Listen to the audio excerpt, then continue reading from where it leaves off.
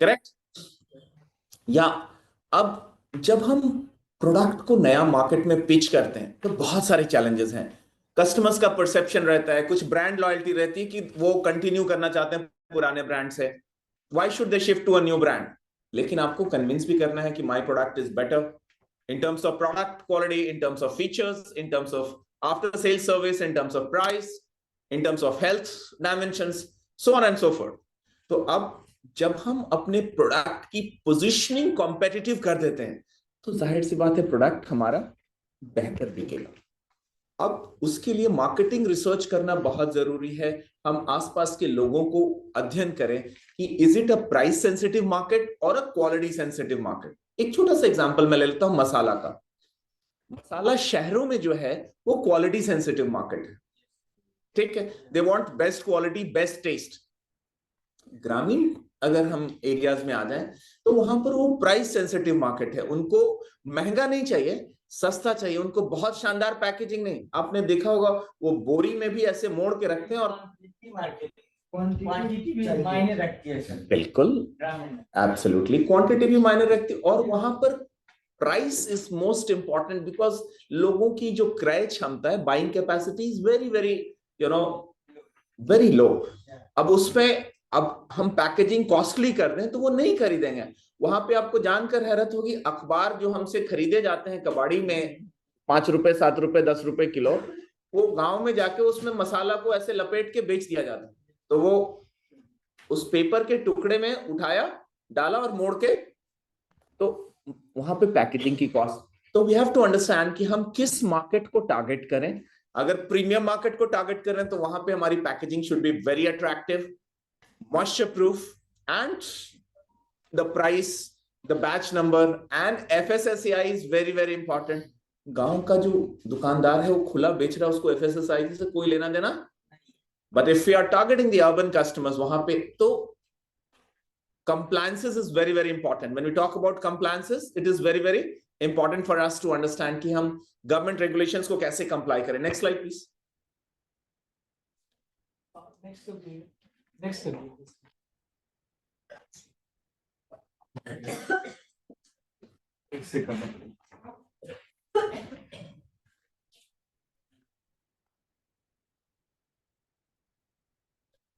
Okay, so this is what I was talking about. You see a gentleman, ठीक है, तो ये इनका पूरा एजेंडा है। He is looking at the entire world as a business opportunity.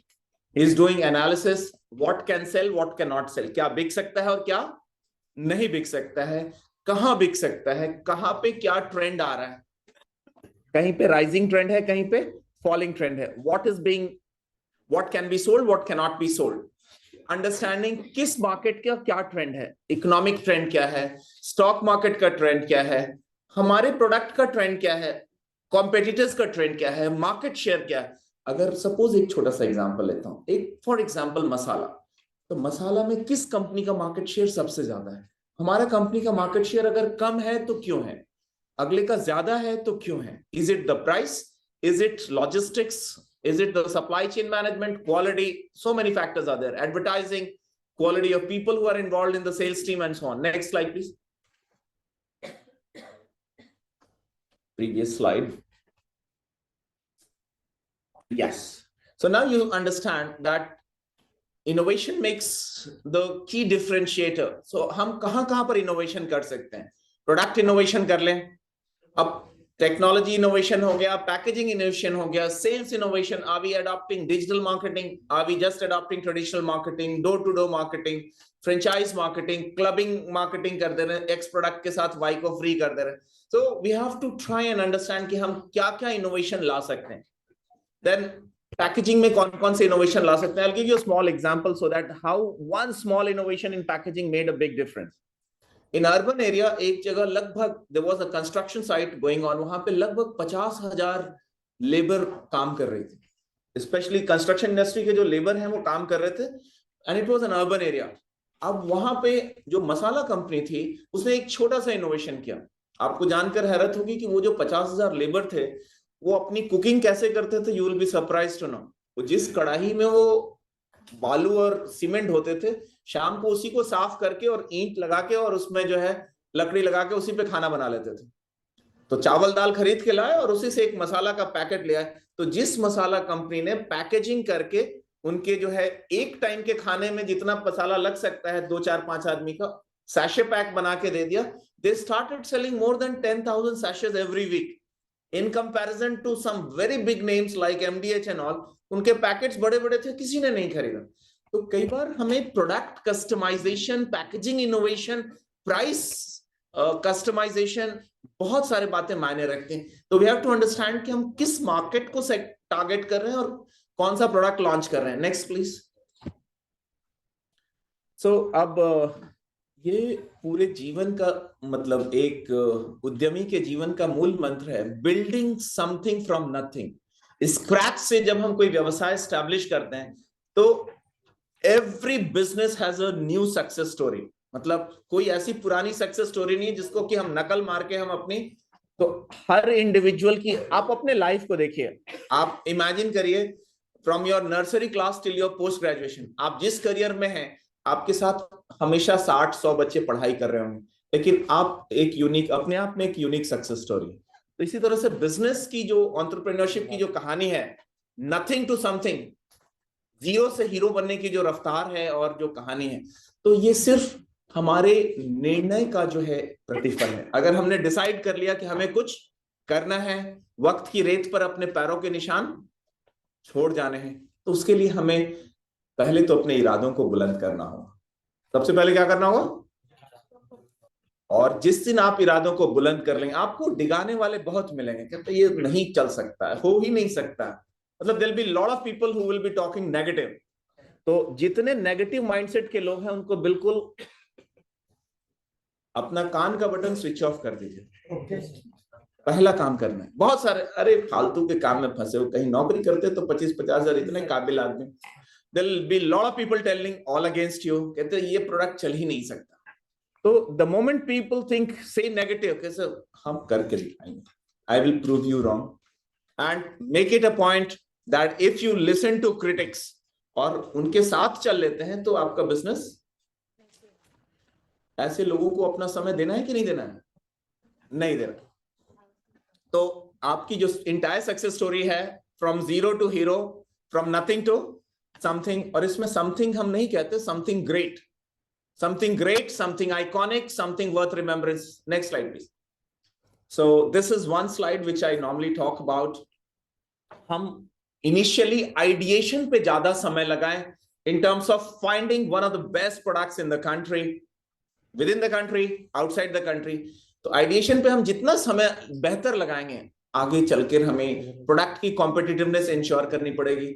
Planning is equally important when we talk about planning for the product, planning for the market, planning for the marketing strategy, planning for the raising sources of finance, हम कहां से कितना पैसा उठाएंगे, कैसे उठाएंगे, execution of your plans, having the right people to execute, scaling up the business to the next level, and the strategy, जैसे पहले 6 महीने की स्ट्रैटेजी, 3 महीने की, 0 से 1 लाख तक की सेल, 1 लाख से 5 लाख तक की सेल, 5 लाख से 10 लाख, 10 लाख से 25 लाख, 25 लाख से 50 लाख, 50 लाख से 1 करोड़, ये सबकी स्ट्रैटेजीज बिल्कुल थोड़ी थोड़ी अलग होती, ठीक है?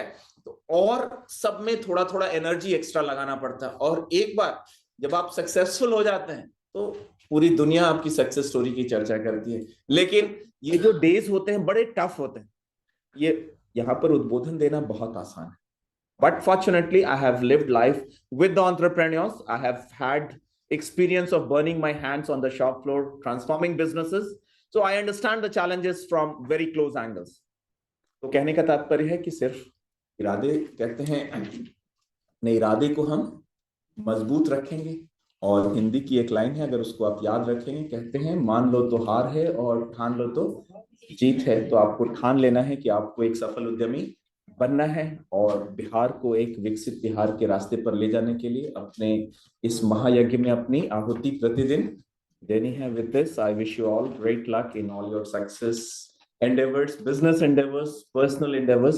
Wish you great success, and me in my personal capacity, official capacity, on behalf of CIMP, BIF, on also behalf of Kumod Sahab, I can assure you that CIMP and CIMP BIF and also MSME shall always stand by you in all your mission success. Best of luck.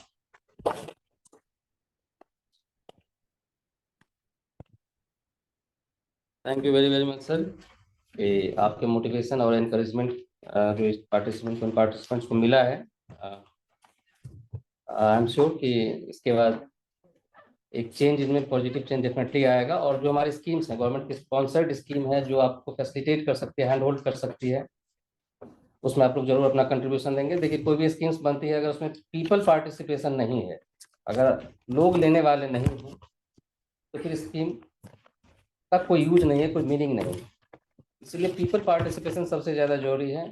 और जो भी schemes हम लोग कोशिश करते हैं, जैसे sir ने बताया आपको, कि एफडी के एटलीस्ट हाफ एन आवर अगर आप स्टेट गवर्नमेंट के वेबसाइट पे या सेंट्रल गवर्नमेंट के वेबसाइट पे देते हैं, तो आपको अपने फायदे का जस्ट गूगल पे कीवर्ड सर डाल दीजिए कि कौन सा आपके रिलेटेड कौन सा स्कीम है, किसी ना किसी गवर्नमेंट स्पॉन्सर या गवर्नमेंट का जो डोमेन का है .gov.in, उस पर जरूर जाके आप अगर सर्च करेंगे तो आपको अपने फायदे की स्कीम जरूर मिलेगी, और आप कहीं ना कहीं आप अपने आप को उससे जोड़ पाएंगे। बहुत सारी स्कीम्स हैं जिसके बारे में आप लोग को ब्रीफ में कुछ एक टेक्निकल सेशन में हम लोग फिर एक पीपीटी के थ्रू आप लोगों के साथ शेयर करेंगे।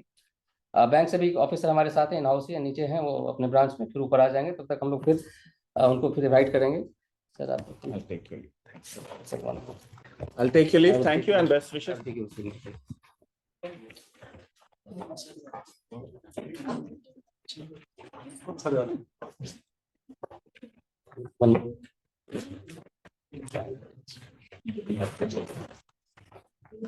So best of luck to all of you.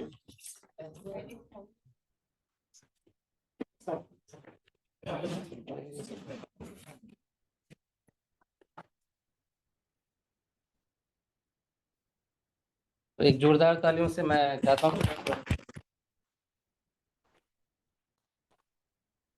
और होपफुली हम कुछ और प्रोग्राम्स आप लोगों के साथ करना चाहेंगे, जैसे 2-3 दिन का, जैसे 5 डेज का प्रोग्राम हमारा मैनेजमेंट डेवलपमेंट प्रोग्राम का, डिजिटल मार्केटिंग है, टैक्सेशंस हैं।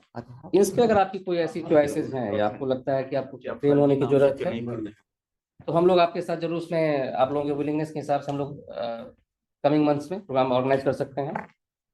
मैं कुमार सर से रिक्वेस्ट करूंगा कि कृपया सेंटर स्टेज आए सर।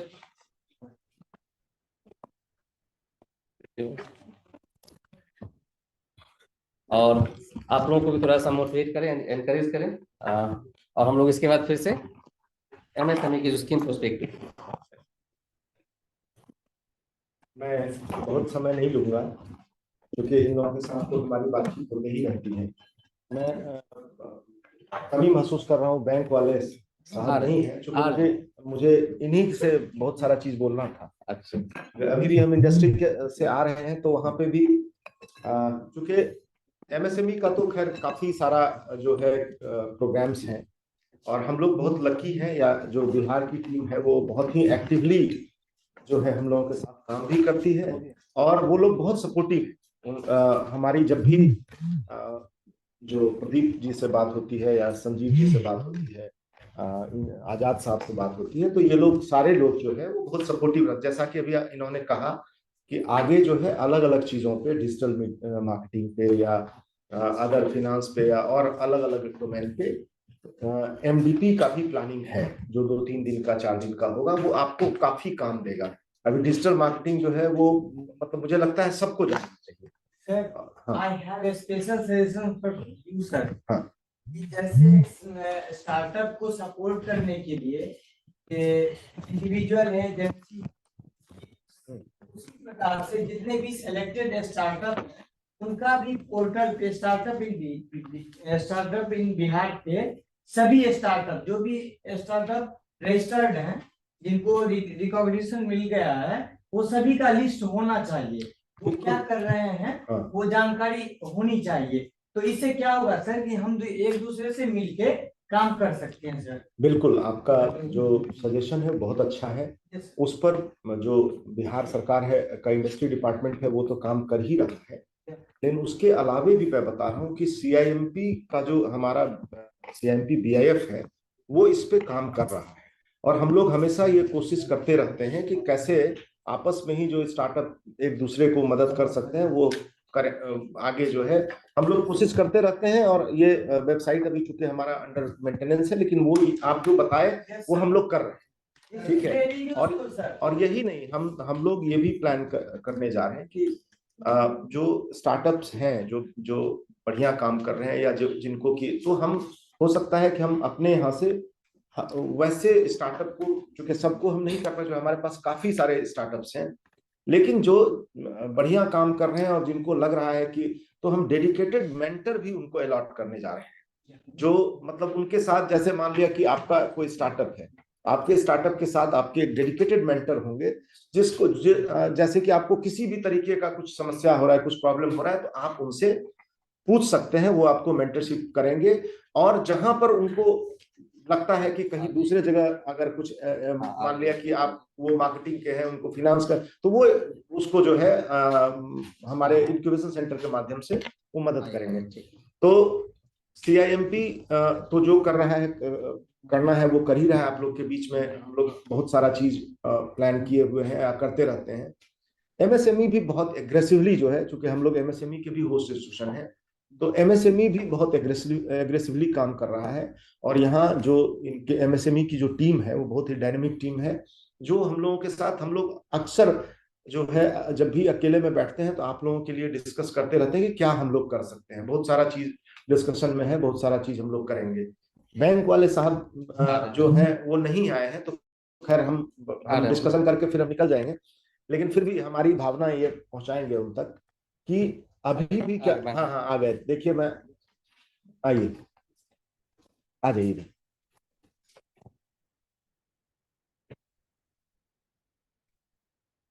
तो मैं स्वागत करता हूं अभी यूको बैंक से जो LDM साहब आ गए हैं, सीनियर मैनेजर MSME। हाँ बिल्कुल। तो मेरा हम बाकी चीज तो बोल दिए थे, बैंकिंग वाले पे हम बोलना चाह रहे थे। देखिए अभी भी क्या हो रहा है कि बैंक जो, हम चूंकि हम लोग इंक्यूबेटर हैं, तो हम तो हमेशा स्टार्टअप से बात करते रहते हैं।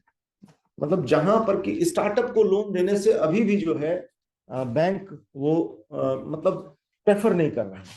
मैं आपको बता रहा हूं कि अब जो स्टार्टअप मतलब कि 60 लाख रुपए तक का वो उसका रेवेन्यू है मंथ का, वो बहुत बढ़िया तरीके से काम कर रहा है, लेकिन उसको भी अगर वो 20 लाख 30 लाख का भी अगर लोन मांग देता है, तो वो उससे भी जो है बैंक दूरी बनाती है। हम लोग हमको ध्यान है कि एक बार जो इंडियन बैंकिंग एसोसिएशन की एक मीटिंग हुई थी, जिसमें आप ही के GM साहब भी थे, उनसे भी हम लोगों ने कहा था, और उस समय एक बातचीत हुई थी कि MSME और स्टार्टअप के लिए एक डेडिकेटेड ब्रांच जो है वो आप लोग खोलिएगा, और हम लोगों ने CIMP का जगह भी प्रोवाइड करने के लिए फ्री ऑफ कॉस्ट हम लोगों ने कहा था कि हम लोग कर सकते हैं। तो मेरा अनुरोध यही है कि जो हमारे स्टार्टअप हैं उनको लोन देने में अगर वो एलिजिबल हैं और आपका पॉलिसी मतलब वो अलाउ कर रहा है, तो सिर्फ वो स्टार्टअप है,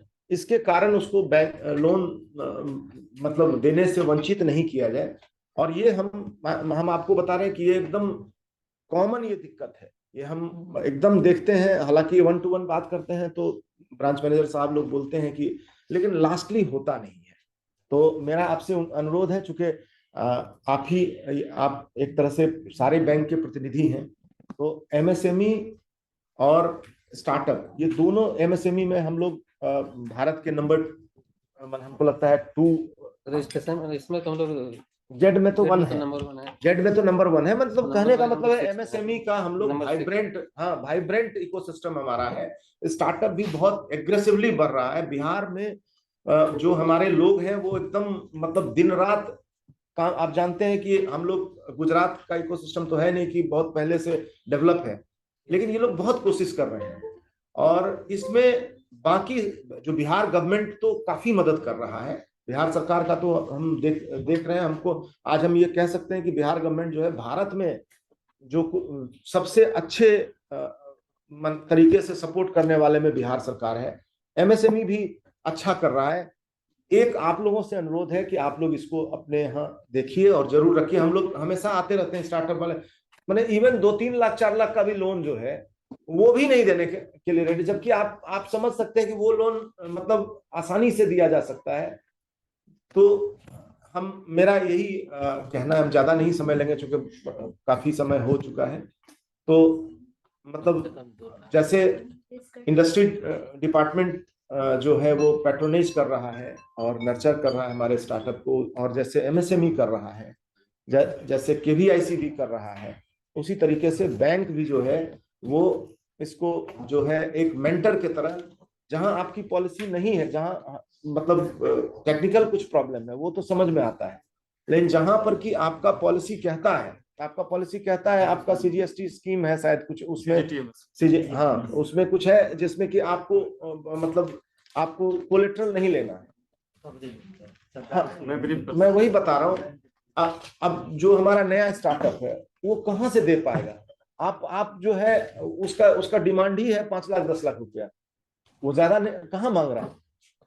तो इसको थोड़ा सा हमें लगता है कि आप अपने माध्यम से जो है इसको देखिए, क्योंकि आप लोगों की बहुत मतलब आप लोगों का सपोर्ट जो है किसी भी बिजनेस को आगे बढ़ाने के लिए बहुत जरूरी होता है। और आप मतलब मैं ये नहीं कहता हूं कि आप अपने हित को नहीं देखिए, ऐसा नहीं है बिल्कुल, जो एकदम बिल्कुल जिसका उस तरह का प्रोजेक्ट नहीं है या बिल्कुल और डूबने वाला चीज है तो उसमें मत कीजिए, लेकिन जो होने वाला चीज है उसको जरूर कीजिए। तो बहुत बहुत धन्यवाद। बाकी हम सारी बात बोल ही चुके हैं, डायरेक्टर साहब बोल ही चुके हैं।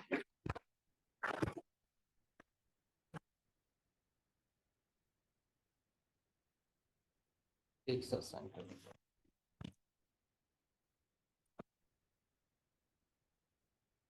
बहुत बहुत धन्यवाद सर।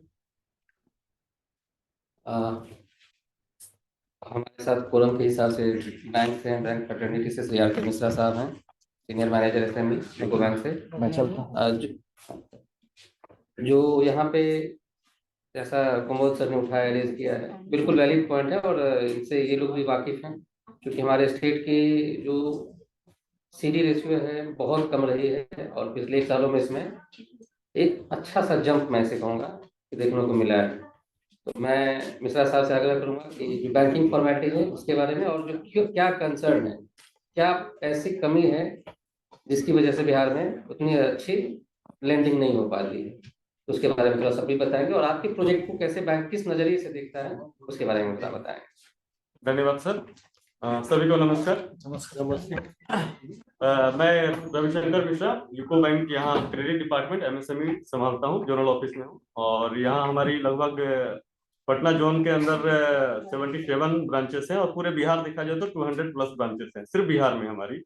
तो ऑल ओवर बिहार हमारा प्रेजेंस है। तो सर जैसा कह रहे थे कि कोलेटरल फ्री लोन, आप लोग को शायद नॉलेज हो कि 10 लाख तक के लोन में सेंट्रल गवर्नमेंट का क्लियर कट रूल है कि no collateral demand, bank collateral demand कर ही नहीं सकती है। तो इस चीज को दिमाग से निकाल दीजिए कि मतलब बैंक यदि 10 लाख तक का आप लोग लोन अप्लाई कर रहे हैं, कोलेटरल मांग रहा है, तो कहीं से मतलब ये सेंट्रल गवर्नमेंट का, ये यूको बैंक का रूल्स नहीं है, ये सेंट्रल गवर्नमेंट का रूल्स है कि 10 लाख तक के लोन में आप कोलेटरल मांग नहीं सकते हैं। मैं एमएसएमई की बात कर रहा हूँ, चाहे कोई भी स्कीम हो, मुद्रा हो, व्यापार, सभी बैंकों की स्कीम अलग होती हैं। तो मैं पार्टिकुलर स्कीम पे भी अपने बैंक का चर्चा कर पाऊंगा, लेकिन बाकी सभी बैंकों क्या, लेकिन हाँ 10 लाख तक के जो भी एमएसएमई लोन है उसमें आप कोलेटरल फ्री ले सकते हैं, या सेंट्रल गवर्नमेंट का है, इसलिए इस सभी बैंकों को ये मानना अनिवार्य है। बिजनेस स्टार्ट करना, हाँ बिजनेस स्टार्ट करना हो, मतलब एक अमाउंट बताया, फिर बिजनेस स्टार्ट करना आपको ज्यादा लग रहा है तो वो एज पर योर प्रोजेक्ट है या एज पर पार्टी के अनुसार कोलेटरल डिमांड कर सकते हैं बैंक पे, फिर बैंक पे निर्भर करता है। यदि प्रोजेक्ट वाइबल है तो सीजीटीएमएससी में 5 करोड़ तक जा सकते हैं विदाउट कोलेटरल। सरकार ने ये भी नियम रखा है कि भाई जो नहीं दे पाती हैं, कोलेटरल देने में सक्षम नहीं है, तो वो 5 करोड़ तक के लोन को सरकार कवरेज करती है सीजीटीएमएससी के अंतर्गत। उसमें आपका लगभग 1 से 1.5% आपका ईयरली करता है वो चार्जेस के रूप में, कवरेज वो पार्टी को देना होता है, वो हमारे बोरोवर को देना पड़ता है। लेकिन 5 करोड़ तक का लोन आप लोग कोलेटरल फ्री ले सकते हैं। लेकिन इसमें है कि बैंक की भी मर्जी है, बैंक इफ विश में भी डिमांडेड कोलेटरल, और यदि ये प्रोजेक्ट अच्छा है तो बहुत जगह नहीं भी लेते हैं कोलेटरल, ठीक है। लेकिन हाँ 10 लाख तक का पास रिकॉर्ड में लिखा जाएगा तभी तो सिर्फ 5 करोड़ तक का लोन दिया जा सकता है। पास्ट रिकॉर्ड देखिए, अब न्यू आप लोग न्यू वेंचर यदि क्रिएट कर रहे हैं तो इसमें तो पास्ट रिकॉर्ड मिलेगा नहीं, लेकिन हाँ, आपका थोड़ा सा बैकग्राउंड देखा जाता है। देखिए सर बोले कि बहुत सारा लोन हमारा रिजेक्ट हो जाता है, इसके पीछे रीजन क्या है? क्योंकि जो कंज्यूमर हमारे पास आ रहे हैं, कहीं ना कहीं उनका सिविल में प्रॉब्लम होता है। कोई मोबाइल लेके खराब कर दिए हैं, कोई मतलब कंज्यूमर लोन आज हर जगह मिल रहा है, कोई मोबाइल ले लेते हैं, कोई गाड़ी ले लेते हैं, जिसके कारण से उनका सिविल उस अनुसार नहीं होता है। जब आप जो है 20-25 हजार का लोन आप सही नहीं चला पा रहे, तो बैंक कैसे ट्रस्ट करेगा कि 10 लाख का आप जो है कोलेटरल फ्री चला लीजिएगा। तो जो भी इंटरप्रेन्योर है, इस चीज को थोड़ा सा विशेष ध्यान रखें कि कहीं से भी कोई लोन ले, कोई भी हो, फाइनेंस छोटा मोटा जो भी होता है, उसमें आप लोग कृपया करके रेगुलर रखें। सबसे बड़ी प्रॉब्लम हम लोग को जो लोन रिजेक्शन का ज्यादा रीजन आ रहा है, वो सिविल आ रहा है। सर का भी कहना सही है कि हम लोग छोटे लोन नहीं कर पा रहे, उसका सबसे बड़ा रीजन है, मतलब हमारे यहाँ 10 लोन रिजेक्ट होगा तो उसमें 7 का रीजन सिविल रहता है कि सिविल हमारा लो स्कोर है, जो कि हमारा बैंक गाइडलाइन में फिट नहीं बैठ पा रहा है। तो इस चीज का आप लोग थोड़ा विशेष ध्यान रखिए। जो न्यू एंटरप्रेन्योर है, जो आगे चल के अच्छा करना चाहते हैं, तो निश्चित रूप से आप अपना ट्रैक रिकॉर्ड भी अच्छा रखें। सर स्कोर लेवल कितना होना चाहिए? 600 से ऊपर होना चाहिए। 600 से देखिए, ऊपर होना चाहिए। अभी इसमें सर सभी बैंकों का अलग अलग गाइडलाइंस है। जैसे हमारे बैंक वाइज चेंज होता है। अभी जो है थोड़ा सा स्ट्रिक्ट कर दिया, अभी 700 कर दिया है। जिनका कोई स्कोर नहीं है, वेल एंड गुड, उसके लिए कोई दिक्कत नहीं है। जिन्होंने अभी तक कहीं से फाइनेंस नहीं लिया, जिसका सिविल स्कोर माइनस बना रहा है, वो एलिजिबल है। लेकिन जिनका स्कोर मतलब कहीं दिख रहा है ओवर ड्यू है, 700 से नीचे चल गया, तो थोड़ा सा वहां हमें यहाँ पे आपने बोला कि सिविल का इशू होता है। हाँ 1 by 1 बोलिए सर। जैसे कि आपने बोला ना, शायद वो सिविल रिकॉर्ड देखते हैं, बट मेरे पास ऐसे 2-3 केस ऐसे भी हैं जिनको इसलिए मना किया गया है कि उनकी एरिया के लोग, उन लोगों का सिविल रिकॉर्ड खराब है, या फिर उनके एरिया के लोग दे नहीं पाते, तो उनको बोला था कि यार लोग लोन देते नहीं। जनरली ये रूरल एरिया में ज्यादा होता है, तो वहाँ लोग बोला था कि नहीं, उनको घुमाया बहुत जाता है। इट्स नॉट द रीजन कि सिविल रिकॉर्ड उनका खराब है, उनको उनका सिविल रिकॉर्ड सही है, बट वो लोन फर्स्ट टाइम लेने जाते हैं, इसलिए उनको जिसे बोला जाता है। लोकेलिटी ना उसके लिए क्या है कि अगर इस तरह का परेशान करते हैं, तो हमारा जो champions.gov.in पर आप कंप्लेन कर दीजिए विथ एविडेंस, तो हम लोग उस पर एक्शन लेंगे। अच्छा, उस पर हम लोग चर्चा करेंगे, पहले इनको कंप्लीट कर दीजिए। मैडम का जो कहना था कंसर्न की, जो रूरल एरिया खास करके हैं, उसमें क्या होता है, कोई कोई गांव ऐसा आइडेंटिफाइड हो जाता है जहाँ की हमारा 90% 100% लोन एनपीए हो जाता है। कहीं कहीं बीएम का ये कंसर्न रहता है कि ये गांव में आज तक मैंने जितना लोन दिया सारा एनपीए हो जाता है। देखिए एक्चुअली उस पे डिसीजन नहीं लेना चाहिए। जब ब्रांचर मैं ये बोलूंगा कि पार्टी वाइज डिसीजन लेना चाहिए, वो इस तरह का डिसीजन नहीं लेना चाहिए। और दूसरा ये चीज देखा जाता है कि यदि सेम प्रोजेक्ट उस गांव में गया है और फेल हो गया है, तो थोड़ा सा बीएम हो सकता है कि मना किया जाता है। तो इसके लिए आप लोग थोड़ा ऊपर हायर अथॉरिटी पर जा सकते हैं कि भाई मेरा ये प्रोजेक्ट है, मेरा ये है, हायर के पास जाइए। क्योंकि हर एक ब्रांच मैनेजर के अपनी अपनी मेंटेलिटी है, मैं भी वो गलत कर रहा हूँ, तो आप उसको हायर अथॉरिटी तक लेके आइएगा, तो आपका वो भी प्रॉब्लम सॉल्व। ऐसा कोई रिजेक्शन का रीजन नहीं है बैंक में बना हुआ, इस गांव में एनपीए है तो लोन नहीं करेंगे, ऐसा कोई हमारा गाइडलाइंस नहीं है, ठीक है। और एक SIP भी इंडस्ट्री डिपार्टमेंट से आप लोगों को वो भी मिलता है, जो कुछ सब्सिडी वगैरह भी, इंटरेस्ट सबवेंशन भी मिलता है। तो आप लोग जो न्यू प्रोजेक्ट स्टार्ट करते हैं, वहां से यदि आप लोग स्टेज 1 स्टेज 2 क्लियर कराते हैं, तो वो भी आप लोगों को बिहार गवर्नमेंट की तरफ से ये सब्सिडी का भी आप लोग लाभ ले सकते हैं। तो इसके अंतर्गत भी MSME को बहुत बढ़ावा मिल रहा है। हमारे यहाँ बहुत सारी स्कीम है, जो नए जो ट्रेडर वगैरह हैं, वो लोग भी जो नया बिजनेस करना चाहते हैं, ओनली फॉर कैश क्रेडिट, वो लोग भी आ सकते हैं। और उन लोगों के लिए भी कोलेटरल फ्री लोन हमारे यहाँ है। 1 करोड़ तक हम लोग जनरली कर देते हैं, ऐसा नहीं कि कोलेटरल मैंडेटरी डिमांड करते हैं, ऐसा कुछ नहीं है। बस आप लोग का थोड़ा सा ट्रैक रिकॉर्ड हमें अच्छा चाहिए, ठीक है। और ट्रैक रिकॉर्ड क्या अच्छा, मतलब अगर आप उसका थोड़ा इनसाइट्स देते तो बेटर अंडरस्टैंड। ट्रैक रिकॉर्ड सबसे पहले तो हम लोग सिविल का देखते हैं। दूसरा, जो यूनिट आप जिस क्षेत्र में लगा रहे हैं, वो वहाँ फिजिबल है कि नहीं है, मतलब जो जिस चीज का भी उस चीज का डिमांड वहां पे है कि नहीं। वो आप जैसे आप कोई भी चीज का, आप चिप्स का फैक्ट्री लगा रहे हैं, ठीक है, तो हम लोग उस एरिया को भी सर्वे करते हैं कि उस एरिया में कितना चिप्स फैक्ट्री था, कितना फेल हो गया, क्या हो गया, वो सब भी हम लोग सर्वे में रखते हैं सर, जब हम लोग करने जाते हैं लोन को। सर्विस वालों के लिए सर, जैसे एग्जांपल दीजिए। जैसे हम लोग सर ये पर्सनलाइज ट्यूटरिंग में है, हम लोग बेसिकली KG to 12 के लिए पर्सनलाइज और कस्टमाइज ट्यूटर्स प्रोवाइड कराते हैं, और एजुकेशनल ऑर्गेनाइजेशंस में हम लोग फैकल्टीज का रेट करते हैं एज पर देयर रिक्वायरमेंट। तो हम लोग बेसिकली सेक्टर अनऑर्गेनाइज्ड हैं, उस लोग हमको, आप लोग को जनरली टर्म लोन की रिक्वायरमेंट पड़ती होगी for infrastructure. Basically man power के लिए, टेक्नोलॉजी के लिए, इन लोगों को सर्विस वर्किंग कैपिटल रिक्वायरमेंट नहीं, जो भी टर्म लोन होगा, आप लोग को इंफ्रास्ट्रक्चर, कंप्यूटर वगैरह ये सब के लिए जरूरत होती है तो करते हैं, इसमें कहीं कोई प्रॉब्लम नहीं है। तो मतलब आप जैसे बताया ना कि क्या सिविल स्कोर तो सर काफी अच्छा है, 860 है आउट ऑफ 900, बट ये जो बेसिकली स्टेटमेंट किस तरीके से होना चाहिए, मतलब ट्रैक रिकॉर्ड की जो बात कर रहे थे उसका कुछ इंसाइट्स देते तो better understanding. Track record that means आप लोग मतलब जैसे आप ट्यूशन चलाना चाह रहे हैं, ठीक है, तो ट्यूशन चलाना चाह रहे हैं तो सबसे पहले तो आपका सिविल देखा जाएगा, ठीक है। उसके बाद अभी आपकी कैपेसिटी में, मतलब ऐसा तो नहीं है कि आप तुरंत स्टार्ट करिएगा, तुरंत लोन की रिक्वायरमेंट होती है। निश्चित रूप से आपका ट्यूशन जैसा चीज है कि आपका कुछ ना कुछ तो चल रहा होगा, निश्चित रूप से चल रहा। फिर वो देखा जाएगा कि कितने स्टूडेंट की कैपेसिटी है, कितना आपका वो मतलब नेटवर्क से या ऑनलाइन चला रहे हैं, तो कितना आपके स्टूडेंट्स ऑनलाइन से पढ़ रहे हैं। फिजिकल बेसिकली नहीं है, मतलब जो भी है, जो भी क्लाइंट्स का रिक्वायरमेंट आता है तो हम लोग बेसिकली कनेक्ट करते हैं। बेसिकली जो भी हमारे साथ प्लेटफॉर्म पे हमारे साथ जो भी टीचर्स ऑनबोर्डेड है, हम लोग उस हिसाब से रिक्वायरमेंट को कनेक्ट करते हैं।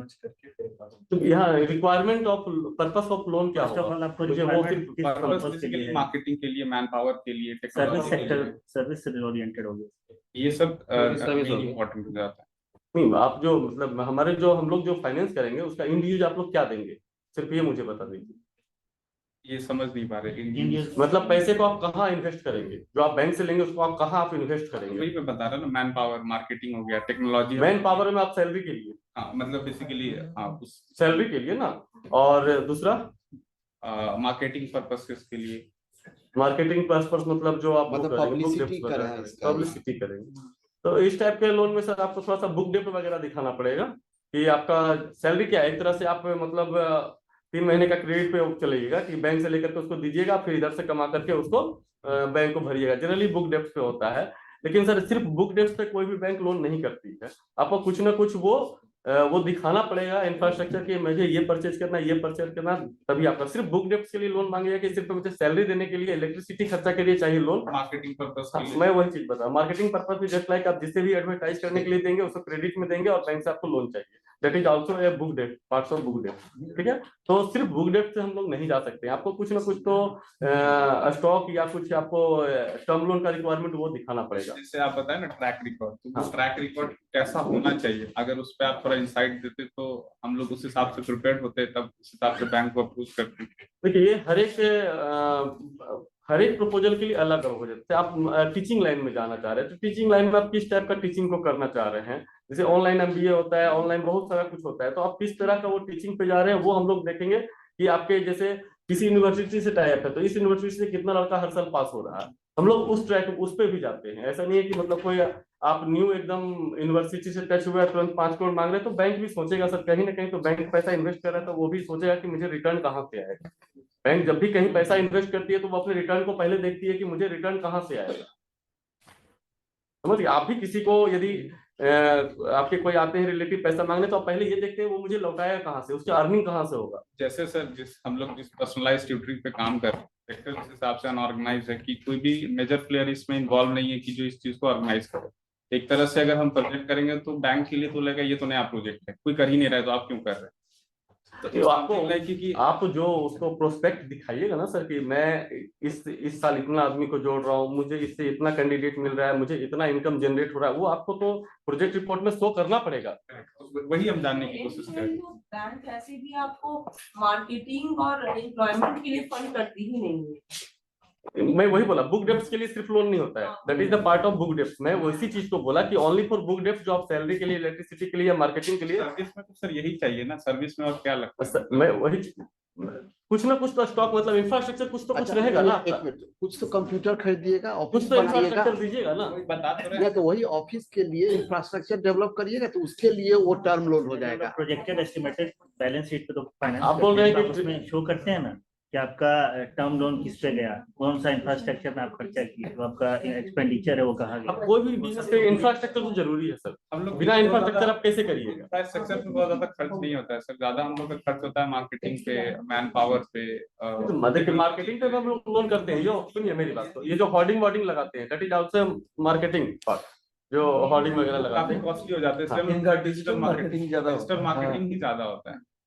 तो उस स्टेप से आपको दिखाना पड़ेगा सर कि आपके कितने मतलब एक्सपेंसेस एक्सपेंसेस है, आपका जिसको भी मार्केटिंग के लिए दे रहे हैं उसको कितना बिल आपके पास प्रति रेज किया है, वो सब चीज दिखाइएगा तो हो सकता है finance, not possible. Yes please. Sir ये बताइए बैंकिंग के अपना एक कोई लॉ होता है क्या? बैंकिंग लॉ, ये सर बैंकिंग लॉ तो चलता ही सर, बताइए। मैं 2 केस स्टडी में पढ़ा हूँ। अब बड़े प्लेयर को डिफॉल्ट हो जाते हैं, लोन देते हैं, हम जैसे स्टार्टअप के लिए। सॉरी सर, ऑडिबल नहीं है। जोर से बोलो। ऑडिबल नहीं है सर। बड़े प्लेयर को देते हैं, डिफॉल्ट है मार्केट में, पैसा लेके देश से भाग गया, उस लोगों को मिलता है। हम जैसे के लोगों के लिए आपका माइक दुनिया की साउंड ऑफ हो गया। सर इनका कथन है कि बड़े जो प्लेयर हैं, बड़े प्लेयर लेकिन डिफॉल्ट होने के बाद भी लोन उनको मिल जाता है। हाँ। जैसे अगर कोई छोटे प्लेयर है तो छोटा डिफॉल्ट। बड़े प्लेयर लाइक एग्जांपल्स। ये सवाल हम पूछते हैं। अडानी अंबानी सर, अब मैं बताता हूँ 1 मिनट सर, आपके क्वेश्चन का जवाब है मेरे पास। मैं बताता हूँ सर, देश के कॉन्स्टिट्यूशन अलग अलग है क्या के लिए अलग है, उसके लिए अलग है, ये हम बताएंगे। सर ऐसा कोई कॉन्स्टिट्यूशन अलग नहीं होते हैं, लेकिन हम लोग ऑल जितने भी पब्लिक सेक्टर बैंक्स हैं all are under central government, ठीक है ना। तो जब सवाल आपका बिल्कुल सही है, लेजिटिमेट है, लेकिन जगह गलत है, और जिनसे आप पूछ रहे हैं वो आंसर उनके पास नहीं है। एक्सपोर्ट इंपोर्ट के लिए कोई स्कीम रखा है? हाँ सर, उसके लिए भी है हमारे पास फाइनेंस है, लेकिन बिहार में चूंकि हमारे बैंक में डेजिग्नेटेड ब्रांच वैसा नहीं है, लेकिन दूसरे स्टेट में ये है सर।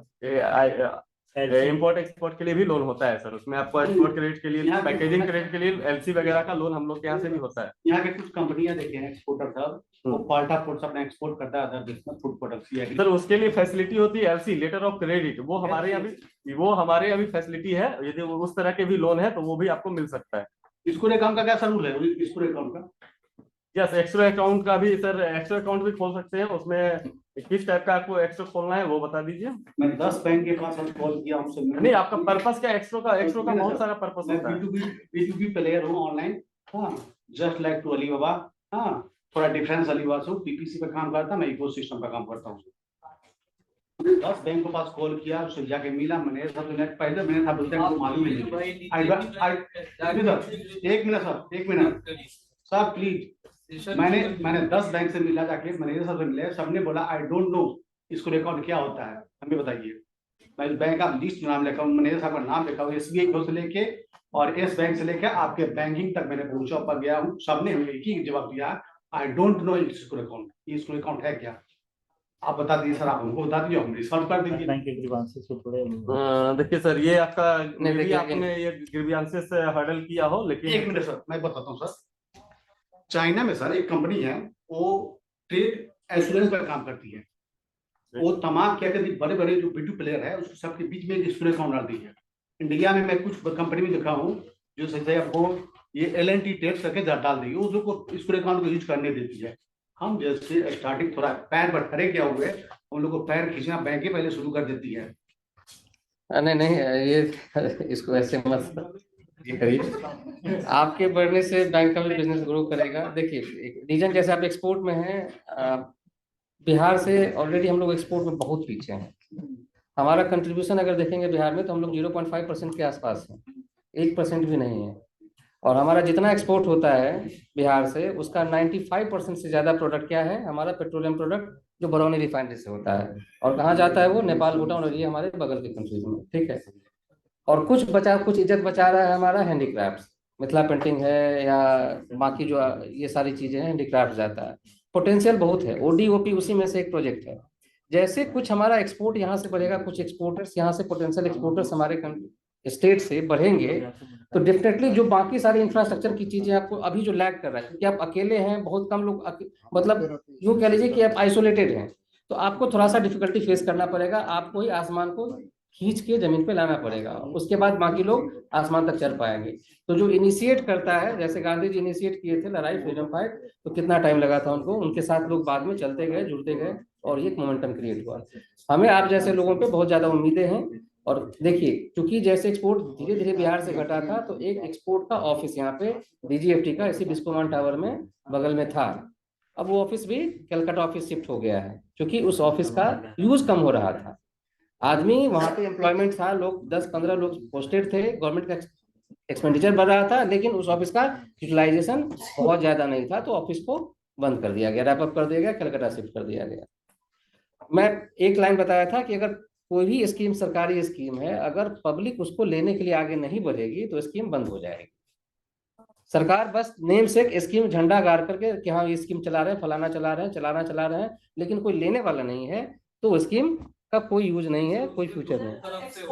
मैं बात करूं तो हमारी ही जितने ग्रुप है, अगर मैं सर्च करती हूँ एमएसएम की स्कीम है कि 10 लोग मिल के आप जा सकते हैं, तो उसमें 10 लोग नहीं मिल पाते हैं मुझे। 8 लोग का मैं मिल पा रही हूँ। नहीं, उसमें इसलिए नहीं मिल पाते हैं कि हमारा जो एसोसिएशन है, जैसे BIA हुआ, बिहार उद्योग संघ, महिला उद्योग संघ है, WECS है, वो लोग 10 लोग को इकट्ठा ही नहीं कर पाते। पहला चीज की गाइडलाइंस, उसमें स्कोरिंग करना था एज पर हमारा जो गाइडलाइंस है उसके अनुसार इंडिविजुअल का उनको स्कोरिंग करना होगा, और स्कोरिंग उसमें सिर्फ एबव 60% लाना है, वो नहीं कर पाते हैं, और ऑनलाइन नहीं उसको करना है। स्कीम्स तो है, बट हम लोगों पे डिपेंड करता है कि हम लोग कितना यूटिलाइज कर रहे हैं उसको। अब जैसे उद्यमी योजना वाला जैसे बताया था डॉक्टर राणा सिंह सर ने, देखिए उसमें क्या है, ल्यूक्रेटिव स्कीम है, आपको 10 लाख मिल रहा है, 50% ग्रांट है, 50% आपको इंटरेस्ट फ्री है, तो उसमें बूम ज्यादा है, उसमें रेंडमाइज करना पड़ता है, लॉटरी करनी पड़ती है। 10 लाख के इन्वेस्टमेंट से या जो इंडस्ट्री की जा रही है, क्रिएट की जा रही है, आप क्या एक्सपेक्ट कर रहे हैं? आपका केस अलग है, उनका केस अलग है। वो एक मोटिवेशन है, एक एनकरेजमेंट है, जो आदमी बेकार बैठा हुआ है, पढ़ लिख करके बेरोजगार है, कहीं जॉब नहीं मिल पा रही है, उनको एंटरप्रेन्योरशिप से जोड़ना है। उसमें से 10% अगर हिट कर जाती है, जो स्केल अप आगे फ्यूचर में हो सकती है, तो बाकी 90% का जो भी इन्वेस्टमेंट है वो टेक केयर कर लेगी।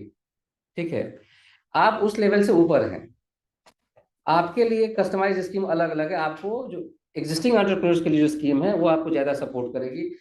हम लोग कोशिश कर रहे हैं, ये आप जैसे देखिए, आप एक्सपोर्ट, आप मेरे से, मुझे लगता है आप मिले थे मुझसे ऑफिस में, आप तो मिले थे।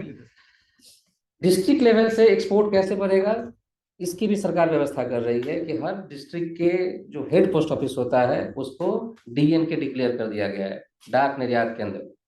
हर जिला में एक हेड पोस्ट ऑफिस होता है, 35 किलो तक का कंसाइनमेंट जिसका वैल्यू 20 लाख के तक हो, आप डायरेक्ट अपने पोस्ट ऑफिस से वहां से एक्सपोर्ट कर सकते हैं। कोई भी कस्टम क्लियरेंस की जरूरत आपकी जिम्मेदारी नहीं रहेगी, वहां पे पोस्ट ऑफिस आपका करवा देगा। तो सरकार कोशिश कर रही है कि हमारे यहाँ से भी, गांव से भी, कस्बे से भी आदमी को पोर्ट पे नहीं जाना पड़े, छोटा मोटा कंसाइनमेंट अगर हो तो उसके जिला मुख्यालय से ही वहां पे हो जाए।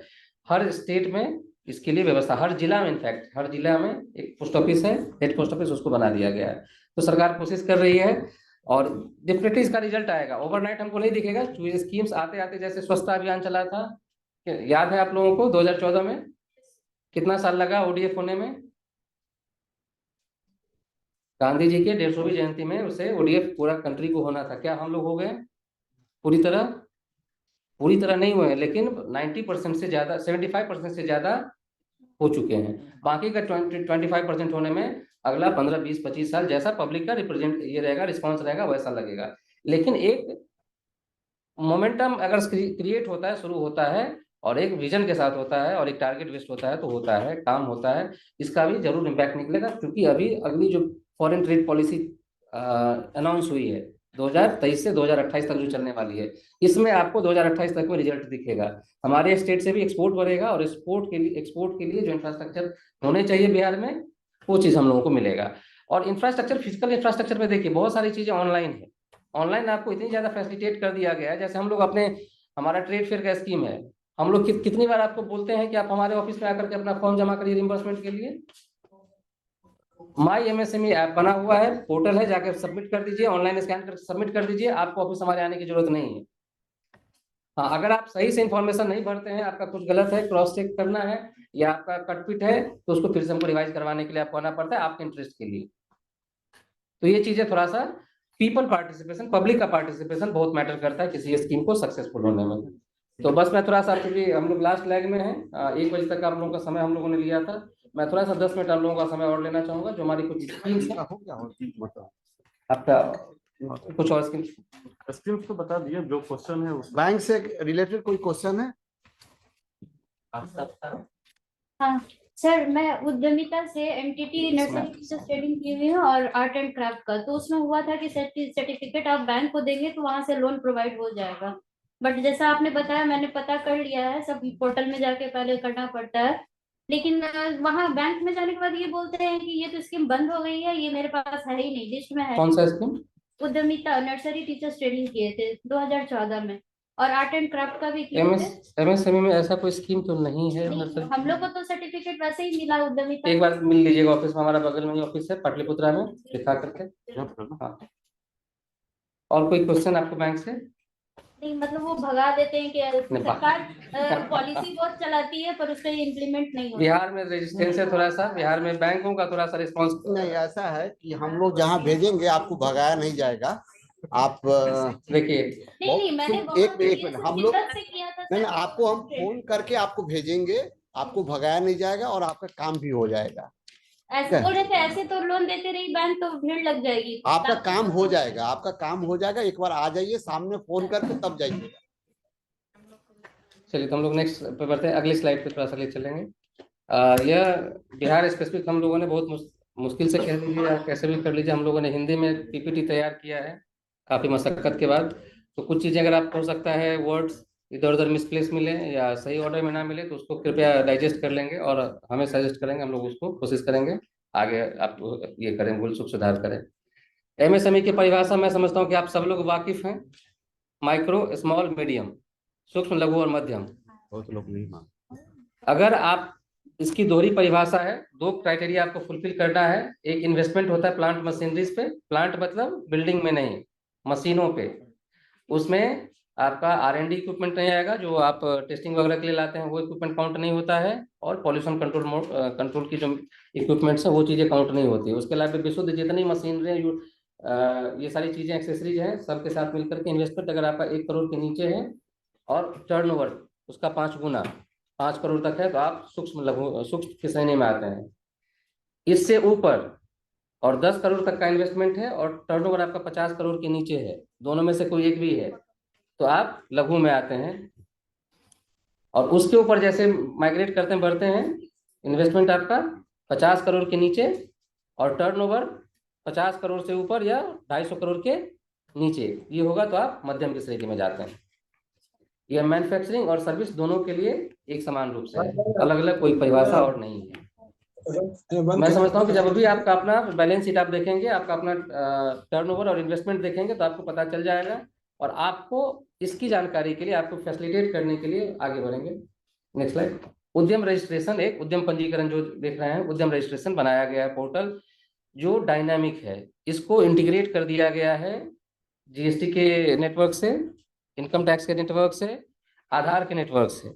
आप जब भी जैसे अपना आधार डालते हैं और वैलिडेट करते हैं, आपका OTP ट्रिगर होता है। OTP से आप जैसे वैलिडेट करेंगे आपका फॉर्म ओपन हो जाएगा और जितना आपका डाटाबेस आधार पे है सारा कुछ आ जाएगा उसके पास सिस्टम पे और आपका सारा रिकॉर्ड वहां से हो जाएगा। ये सेल्फ डिक्लेरेशन बेसिस पे है। जो भी इंफॉर्मेशन आप सबमिट करते हैं अपने रजिस्ट्रेशन के लिए फ्री ऑफ कॉस्ट है, कोई पैसे नहीं लेना है आपको। अगर किसी वेबसाइट पे गलती से चले गए और उसने 1 रुपये भी मांग लिया कि आप पे करिए, मेरा रिक्वेस्ट है कि उसको कृपया वहीं पे स्विच ऑफ कर दें, क्रॉस करके बाहर आ जाए, चूंकि यह आप गलत किसी लगता है फिशिंग साइट पे जा रहे हैं। जब भी देखें डोमेन .gov.in डोमेन पे ही जाके अपना रजिस्टर करें। इससे आपको कम से कम कॉन्फिडेंस रहेगा कि हमारा कहीं गलत जगह पे कोई इन्फॉर्मेशन नहीं जा रहा है। यह इन्फॉर्मेशन जो भी आप इस पेज पे सबमिट करेंगे, आपको जैसे मैंने बताया सेल्फ डिक्लेरेशन है, कोई ऑडिट नहीं होगा अनटिल अनलेस आप गवर्नमेंट का कोई बेनिफिट ले रहे हैं। जैसे मान लीजिए आपने डिक्लेयर कर दिया मेरा ये चीज़ है, मेरा यहाँ प्लांट लोकेशन है, ये मेरा टर्नओवर है, ये मेरा इन्वेस्टमेंट है, हम लोग फाइन है, आपका इन्वेस्टमेंट है, खुश रहिए। लेकिन जब आप मान लीजिए सब्सिडी वगैरह कहीं क्लेम लेने जा रहे हैं, कोई रिम्बर्समेंट लेना चाहते हैं, तब हम आपको विशेष करेंगे कि नहीं आपने जो इन्फॉर्मेशन दिया है वो रियली सही है कि नहीं है। क्योंकि फ्री की चीज़ें हैं तो आदमी कोई भी, बहुत सारे ऐसे मिसक्रिएंट्स हैं, इंसिडेंसेज होते हैं जो आदमी फ्रॉड कर सकता है। सर एक मेरा रिक्वेस्ट था, लाइक जैसे रजिस्ट्रेशन के लिए यहाँ पे बहुत सारे स्टार्टअप है जिनका अभी नहीं हुआ है, तो अगर आप लोग कुछ 1 या 2 दिन का ऐसा कैंप लगा के जो आप एक मिनट, हम एक चीज बतलाना चाहेंगे कि अगर आगे पीएमईजीपी लोन, अगर कोई भी लोन लेना चाहते हैं, पीएमईजीपी उसके अलावा कोई भी लोन लेते हैं तो उद्यम रजिस्ट्रेशन करा लीजिए, तो कोई दिक्कत नहीं है। लेकिन अगर पीएमईजीपी में जाना चाहते हैं तो कृपया उद्यम रजिस्ट्रेशन नहीं कराइएगा, अदरवाइज वो अनएम्प्लॉयड यूथ के लिए है। तो अगर आप उद्यम करा लेते हैं मतलब कि already you are in business, तो उसमें दिक्कत हो सकता है। चलो अगला। तो सर 2016 से मैंने एमएसएमई को जाना और इस पर ये किया, पर जैसे स्टार्टअप बिहार ने जैसे कॉलिंग कर करके लोगों को बुलाना और तरह तरह की चीजों के स्कीमों को बताना, ये सब शुरुआत किया। एमएसएमई से आज तक हमको करीब 7-8 सालों में कोई कॉल नहीं आया। मैं उसका डिपार्टमेंट के सामने से हमेशा गुजरता हूँ, कोई यूटिलाइजेशन नहीं समझता हूँ कि एमएसएमई का कोई पार्ट भी है जो हम लोग को सपोर्ट करेगा। एक भी कोई व्यक्ति नहीं होगा जिसको एमएससी के ऑफिस के अंदर गए हो और कभी कोई जरूरत भी पड़ा। आप तो गए हैं ना? नहीं नहीं गए, सामने से कॉल नहीं, करते हैं। टैक्सेशन वाले में आप थे ना? नहीं सर, MSME से मुझे काफी सपोर्ट मिला है पर्सनली। संदीप सर, आप एक बार आए हैं कभी? एक बार आ जाइए, आपको प्यास नहीं लगेगी और वहाँ पे कुआं रहेगा तो आपको कुएं पे नहीं क्या सरकार है? सर ये बताती है ना, कुआं हमने यहाँ खोद के रखा है, आप पानी यहाँ पी लीजिए, ये है ही नहीं। नहीं, ये आप तक अगर मान लीजिए सूचना नहीं पहुंची है, सरकार किसके माध्यम से आती है? अब तो बहुत सारा सपोर्ट, अब तो बहुत सारा माध्यम है। न्यूज़पेपर तो पहले हुआ करता था, सोशल मीडिया है। आप कितनी बार कीवर्ड सर्च डाले हैं गूगल पे MSME, government of India MSME. हमारा एक डीसी एमएसएमई का पेज है, उसका सोशल मीडिया पे नॉर्मली हम लोग अब हेट करते हैं कि हम लोग सोशल मीडिया से दूरी बनानी चाहिए, व्हाट्सएप यूनिवर्सिटी ब्ला ब्ला ब्ला, बहुत सारी चीजें हैं। लेकिन गवर्नमेंट आज भी उसको पकड़ रही है। एवरीडे एक स्कीम्स के बारे में वहाँ पे इनपुट आता है। जैसे कल मैंने देखा, जो मेरे लिए भी नया था, एक्सपोर्टर्स के लिए अगर आप एक्सपोर्ट का इंश्योरेंस करवाते हैं, अगर आपका उसमें आपको 10,000 रुपये तक का रिम्बर्समेंट करती है इंश्योरेंस इसका प्रीमियम पे। अगर मान एक्सपोर्ट में आपने किया, इंश्योर करवाया इसको, कंसाइनमेंट को, जो प्रीमियम किया है 10,000 रुपये तक आपको भारत सरकार से ले सकते हैं, हमारे मंत्रालय से, इसी ICS स्कीम के तहत। तो जब तक आप अपने काम की चीजों का इंफॉर्मेशन नहीं ढूंढेंगे तो आप तक नहीं पहुंचेगा। हमारा ऑफिस है और ऑफिस हमें, चलिए हम लोग जरूर इसको इंट्रोस्पेक्ट करेंगे कि हम आप तक क्यों नहीं पहुंच पाए। हालांकि हम लोग बहुत सारे प्रोग्राम एडवर्टाइजमेंट करते हैं, हमारा वेबसाइट डायनेमिक, एवरीडे कुछ ना कुछ अपडेट आता है। हमारे ऑफिस का भी वेबसाइट है, हमारे मुख्यालय का भी वेबसाइट है। हम लोग बहुत सारे प्रोग्राम करते हैं जो इंडस्ट्री एसोसिएशन के माध्यम से। हमारे लिए क्या, हमारा एक ऑफिस है, हमारे डिस्ट्रिक्ट कितने 38 हैं। हमारे अप्रोच करने के लिए जैसे CIMP है, CIMP में हमें पता है कि यहाँ पे एक अम्ब्रेला है जहाँ पे हमें 50-60 के आसपास स्टार्टअप मिल जाएंगे। हम कुछ आपके साथ शेयर करना चाहते हैं, हम इनको अप्रोच करते हैं, हमें इन्होंने आपको अप्रोच करके एक जगह कर दिया। हम इसी माध्यम से करते हैं, ये हमारे हाथ पाँव है। हमारे इंडस्ट्री एसोसिएशन है, BIA है, BCCI है, महिला उद्योग संघ है, अलग अलग एसोसिएशन डिफरेंट पार्ट्स में, हम उनको अप्रोच करते हैं, वो ऑर्गेनाइज करते हैं। बाकी हम अपने लेवल से, हमारा वेबसाइट है।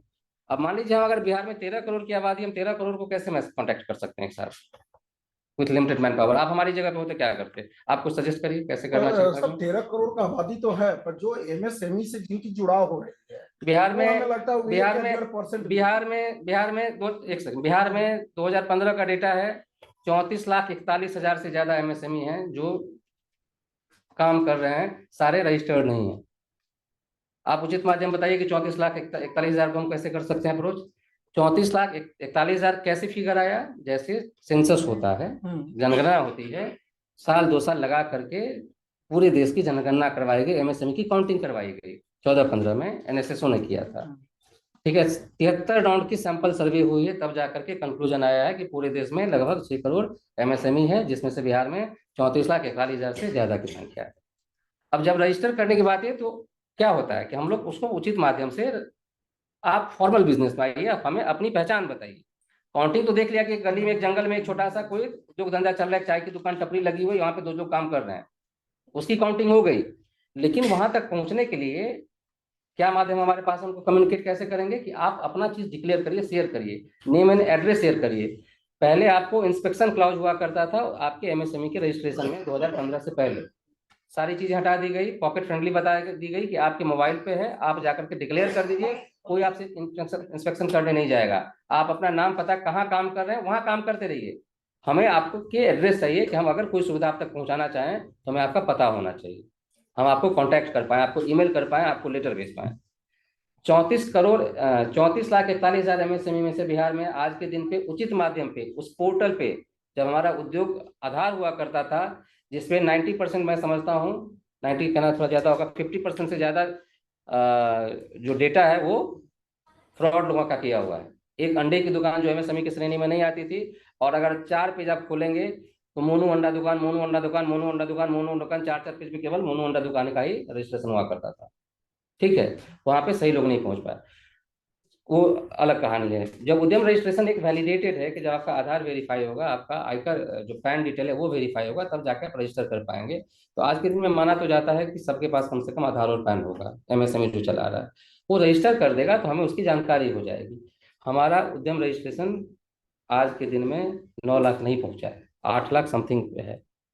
देखिए उद्यम रजिस्ट्रेशन का आप MSME डैशबोर्ड देखेंगे, आपको थोड़ा डेटा मिल जाएगा। 34 लाख किस जमाने की है? जब सीमा 10 करोड़ की इन्वेस्टमेंट की थी। MSME के रजिस्ट्रेशन की सीमा जब 10 करोड़ के नीचे आपका हुआ करता था तो आप MSME के दायरे में आते थे। अब ये दायरा 50 करोड़ और टर्नओवर 250 करोड़ हो गया है। मेरा अंदाजा कहता है कि अकेले बिहार में इस स्पैन में कम से कम 1.5 करोड़ MSME होगा। 1 करोड़ से नीचे तो नहीं होगा, अंदाजा मैं कर रहा हूं, क्योंकि जब हम 10 करोड़, जब हमारी लिमिटेशन थी, तब हम लोग 34.5 लाख थे। 10 करोड़ से 50 करोड़ के बीच में कितनी यूनिट होंगी? जस्ट इमेजिन कर लीजिए कैसे स्पैन बढ़ गया। जो लार्ज स्केल वाली थी वो भी MSME के दायरे में आ गई, तो नंबर्स बढ़ेंगे हमारे। लेकिन हमारे पास जो फॉर्मल, अगेन मैं रिपीट करूंगा कि पीपल्स पार्टिसिपेशन, अगर पब्लिक आगे नहीं आएगी तो कोई योजना कारगर नहीं होगी। अच्छा, आपने उद्यम रजिस्ट्रेशन करा लिया है? 16 में है सर। 16 में फिर आपने उसके बाद migrate किया?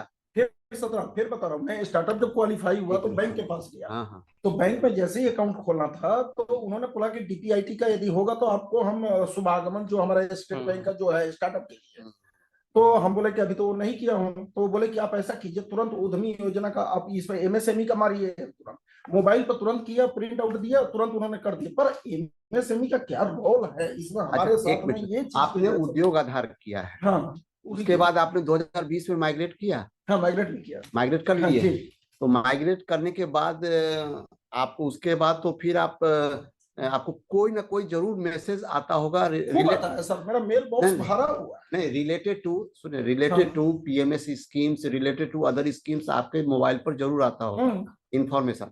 उसमें लास्ट में एक ऑप्शन आता है B2B, इससे कनेक्टेड, गेम से कनेक्टेड, वहां क्लिक आप किए हैं कि नो कर दिए होंगे। अगर यस किए रहते तो सारा इंफॉर्मेशन आपको हर समय मिलते रहता। तो काइंडली आप जाके एडिट करके उसको फिर से देख लीजिए। उसमें मैं जस्ट एक इसमें कर देता हूँ, उसके बाद हो सकता है कि जिस स्कीम की जरूरत मान लीजिए पड़ती हो आपको, अगर उसके लिए कहीं को हम लोग कॉल कर पाए तो हम लोग पुनः आपको कॉल करेंगे, इसलिए हमने आपका मोबाइल नंबर, मेल ID सब लिया है। नेक्स्ट स्लाइड थोड़ा करेंगे। तो रजिस्ट्रेशन बात होगी। दूसरी बात है हमारी चैंपियंस की है, जो ग्रीवांस पोर्टल हमारा एक तरह से है। MSME के ऑपरेशन में आपका जब भी कोई प्रॉब्लम हो, किसी भी तरह पे, किसी भी लेवल पे, कहीं पे रॉ मटेरियल का हो या डिलेड पेमेंट का हो, या बैंक आपकी नहीं सुन रहा हो, अननेसेसरी जैसे बोल रहे हैं कि दोहरा रहे हैं स्लाइड में डेट क्या है, पीछे वाला स्लाइड, बैक स्लाइड करेंगे एक बार, पिछला स्लाइड एक बार थोड़ा सा 1 सेकंड के लिए ले लीजिए। 2021 पैन नंबर होना अनिवार्य, वो अनिवार्य है पैन नंबर, लेकिन बिना पैन के भी अभी हमारे पास MSME रजिस्ट्रेशन वाला, हाँ, 5 दिन से अनिवार्य किया गया था। इसको एक्सटेंशन दे करके बढ़ाया गया कि लोग पैन अभी भी डिक्लेयर नहीं करना चाह रहे हैं। इसको फैसिलिटेट करने के लिए सरकार का मोटिव ये है कि आप जो योगदान कर रहे हैं, आप कहीं अगर MSME चला रहे हैं तो नेशन बिल्डिंग में अपना कंट्रीब्यूशन कर रहे हैं, आप किसी न किसी को एम्प्लॉयमेंट दे रहे हैं, देश की GDP में कुछ ना कुछ योगदान कर रहे हैं, 25 पैसे का ही सही, लेकिन योगदान कर रहे हैं, तो आपके आंकड़े मिलने चाहिए। इसके लिए पैन को मैंडेटरी किया गया, लेकिन बढ़ा दिया गया। अब आपके पास आधार भी नहीं है, पैन भी नहीं है, फिर भी आप उद्यम रजिस्ट्रेशन करवा सकते हैं। उद्यम असिस्ट प्लेटफॉर्म है, बैंकों में जाएंगे, हर बैंक को कम से कम 5 ID दिया गया है। कोई भी अगर रोड से उठ करके, कोई मान लीजिए कोई महिला रोड एक कॉर्नर पे भजिए तल रही है और शाम को बेच करके समेट के घर जाती है, वो भी उद्यमी है, उसका भी उद्यम रजिस्ट्रेशन हो सकता है। इतना लिवरेज इसको किया गया है नीचे से लोगों को उठाने के लिए एक से एक ऐसी योजनाएं आई है। तो ये कंट्रीब्यूट पार्टिसिपेशन पर डिपेंड करता है कि पब्लिक उसको कितना एनकरेज करती है।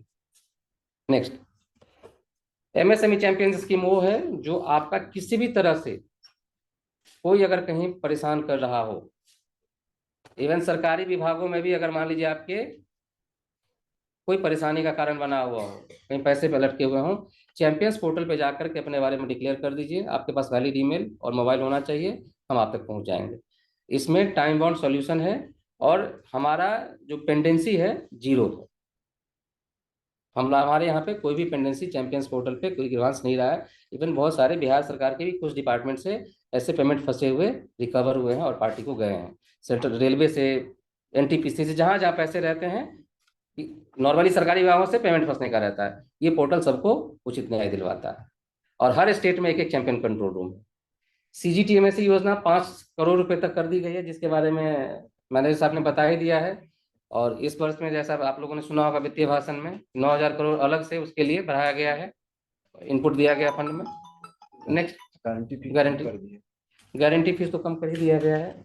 गारंटी फीस तो मैनेजर साहब अब उसमें नेक्स्ट अप टू 50 लाख आगे बढ़ा दीजिए। 3-4 है और इसमें कुछ अब 1.5 नहीं है, कम हो गया है।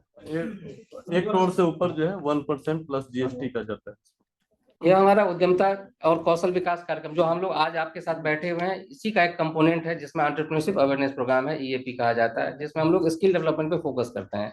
और EAP कार्यक्रम के माध्यम से जो कुछ इन्फॉर्मेशन हैं, कुछ स्कीम्स हैं, जिसके बारे में आप लोगों को रूबरू कराते हैं कि आप लोग उससे 2-4 होंगे, तो आपको आगे ना आगे, अभी हो सकता है जरूरत ना पड़े, लेकिन अगर ये आपके मानस पटल में रहेगा, ये स्कीम से हमको बेनिफिट हो सकता है, तो आप हम तक अप्रोच जरूर करेंगे। नेक्स्ट, अब इसमें एक कंपोनेंट है MDP, मैनेजमेंट डेवलपमेंट प्रोग्राम, जो 1 वीक का होता है। आपके हिसाब से हम लोग 25 लोगों के लिए बैच क्रिएट कर सकते हैं। डिजिटल मार्केटिंग हो, फाइनेंशियल मैनेजमेंट हो, मार्केटिंग मैनेजमेंट हो, टैक्सेशन हो, GST कॉम्प्लायंस हो, जो आप जिसमें भी हो, जिसमें 25 लोगों का बैच हो जाएगा, हम लोग उनके लिए यहाँ पे कर सकते हैं। जेड स्कीम जैसा आपको बताया गया है, आप लोग सब भली भांति परिचित हैं। हम लोग नंबर 1 है आज के दिन में, लेकिन नंबर 1 पे टिके रहने के लिए हम लोगों को जितना मेहनत की है, सर्टिफिकेट होता है उनको बैंक की तरफ से भी इंटरेस्ट रेट में कंसेशन दिया जाता है। इनमें भी Z1 कुछ गोल्ड होता है, कोड होता है ABCD, गोल्ड, ब्रॉन्ज, ये करके और सिल्वर। तो उसमें 0.25, 0.50, 0.75 इस तरह से कंसेशन भी मिलता है MSME वालों को। यदि ये सर्टिफिकेट है तो बैंक में फोकस करेंगे। केवल अभी मैन्युफैक्चरिंग के लिए, अभी सर्विस सेक्टर होने वाला हाँ, अब होने वाला है, सर्विस सेक्टर हो जाएगा। तो ये है हाँ, इसमें है तो आपको ना सिर्फ इंटरेस्ट रेट में बल्कि प्रोसेसिंग फीस में भी बहुत हद तक कंसेशन हर बैंक देती है, प्राइवेट बैंक हो या नेशनलाइज बैंक हो, सारे बैंक इसमें दे रही है। Next please, next slide.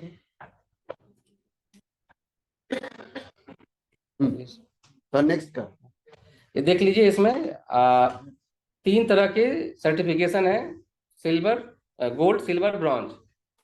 हम माइक्रो को 80%, स्मॉल को 60% और मीडियम को 50% तक की सब्सिडी देते हैं। हैंड होल्डिंग के रूप में 3 लाख रुपए तक का अलग से आपको जीरो इफेक्ट, जो एनवायरनमेंट फ्रेंडली कुछ आप मैकेनाइज करना चाह रहे हैं, मॉडर्नाइज करना चाह रहे हैं, कुछ मशीन लगाना चाहते हैं, तो आपको 3 लाख रुपए तक का मिल सकता है। सर्टिफिकेशन करवाना चाह रहे हैं प्रोडक्ट का, 50,000 तक का सर्टिफिकेशन चार्ज में रिम्बर्समेंट कर सकते हैं। और जो आपका गैप एनालिसिस है उसके लिए कंसल्टेंसी में 2 लाख रुपए तक का अलग से सपोर्ट करते हैं। और बाकी जितनी स्कीम से, ट्रेड फेयर हो या कहीं पे भी हो, अगर जेड सर्टिफाइड है तो एडिशनली आपको कम से कम 10% का सब्सिडी बेनिफिट जरूर मिलेगा, जो जेड सर्टिफाइड MSME है। नेक्स्ट, ये है एक CDP, क्लस्टर डेवलपमेंट की स्कीम है। क्लस्टर डेवलपमेंट में मतलब ये है कि एक ज्योग्राफिकल एरिया में एक ही तरह के काम करने वाले यूनिट, जिनका common problem, common issues, common market, सब कुछ कॉमन, लगभग सिमिलर होगा, तो उनके लिए अगर कॉमन फैसिलिटी क्रिएट करेंगे हम लोग, तो लगभग सबका कल्याण हो जाएगा। कॉमन टाइप की जहाँ पे इंडस्ट्री है, कम से कम 20 की संख्या होनी चाहिए। हम वहाँ पे इस स्कीम को अप्रोच करते हैं और इसमें आप हम 30 करोड़ रुपए तक का मदद करते हैं कॉमन फैसिलिटी क्रिएट करने के लिए। ये इंडिविजुअल स्कीम, इंडिविजुअल यूनिट को इसका सपोर्ट नहीं मिलता है। कम से कम 20 यूनिट मिलकर के एक SPV बनाएंगे जो सेक्शन 8 कंपनी में रजिस्टर करेंगे, तो हम उनको 30 करोड़ रुपए तक का ग्रांट प्रोवाइड कर सकते हैं। यह इंडिविजुअल MSMEs के लिए हुआ। हम लोग उसके अलावे दूसरा कंपोनेंट है राज्य सरकार को सपोर्ट। नेक्स्ट स्लाइड, अगला स्लाइड में राज्य सरकार को हम लोग इसमें क्या करते हैं कि राज्य सरकार को अगर किसी इंडस्ट्रियल एरिया में मॉडर्नाइज करना है या नया इंडस्ट्रियल एरिया में बनाना है तो वहाँ पे 15 करोड़ रुपए तक का हम लोग उनको सपोर्ट करते हैं, जिसमें 60% ग्रांट भारत सरकार प्रोवाइड करती है। यह सरकार, केंद्र और राज्य सरकार के बीच की योजना है। ये MSME इसका डायरेक्ट बेनिफिट नहीं ले। मेरे पास ऐसे 2-3 लोग आए हैं जिनका मतलब शायद ये इनमें से ये हैं, अभी इनका भी ये क्वेश्चन मेरे पास था कि आप ये बस ये मतलब इन लोगों के लिए क्लियर कर दीजिए कि MSME डायरेक्ट फंड करती है या नहीं, कि इन लोगों ने शायद MSME में गए थे ये लोग, तो इन लोगों को बोला यार आप फंड MSME करती नहीं है, ये बात। MSME विकास कार्यालय, MSME का कोई भी ऑफिस डायरेक्ट फंड नहीं करती है। कोई भी योजना बैंक के थ्रू ही लागू होती है। आपको बैंक के क्राइटेरिया को फुलफिल करना पड़ेगा। ड्यू डिलिजेंस आपकी एलिजिबिलिटी के लिए बैंक को दिया गया है। बहुत कंफ्यूजन है इसको लेके बहुत सारे लोगों में। मैं समझता हूँ कि सिर्फ इकलौती एक ही स्कीम है जो अभी उद्यमी योजना है जो बैंक के थ्रू राउटिंग नहीं हो रही है। अदरवाइज किसी भी स्टेट में चले जाएं, सेंट्रल हो स्टेट हो, सारी योजना बैंकों के थ्रू से ही, फाइनेंशियल इंस्टीट्यूट का सेटअप इसीलिए किया गया है। अगर सरकार अपने डिपार्टमेंट के द्वारा ही अगर कैश हैंडलिंग करने लगे, फंड हैंडलिंग करने लगे, तो फिर बैंक की जरूरत नहीं रहेगी और वो कर नहीं पाएगी। एक सिस्टम बनाया गया इसी के लिए। तो आप लोग अगर इस कंफ्यूजन में है कि MSME की कोई योजना लागू होती है तो सीधा ऑफिस में चले जाएंगे। ऑफिस में आपको इन्फॉर्मेशन प्रोसेस कैसे क्या मैकेनिज्म सब कुछ मिलेगा। ऑफिस में आपको सब्सिडी मिलेगा, रिम्बर्समेंट मिलेगा, लोन ऑलवेज आपको बैंक के थ्रू मिलेगा। लोन जैसे वर्ड आ गया आपको बैंक जाना पड़ेगा। उस पर सब्सिडी, इंटरेस्ट सब्सिडी हो, जब कुछ भी स्कीम उसके अलावा है, रिम्बर्समेंट है, आपको हमारे ऑफिस आना पड़ेगा। आगे बढ़ जाएंगे नेक्स्ट स्लाइड में। स्फूर्ति है जो 5 करोड़ के नीचे का प्रोजेक्ट है, हम लोग उसमें एक क्लस्टर की ये स्कीम है। जो ट्रेडिशनल आर्ट हमारे किसी जमाने में हुआ करते थे, दादी नानी के जमाने में, 100 साल 50 साल 200 साल पुराना कोई आर्ट है जो आज भी जीवित है लेकिन वो मरणासन है, तो हम लोग उसको वहाँ पे अगेन कॉमन फैसिलिटी क्रिएट करके उनको उद्धार करते हैं, ऊपर करते हैं और उनको नए आयाम देने की कोशिश करते हैं। इसमें 5 करोड़ तक का स्कीम हम लोग लेते हैं।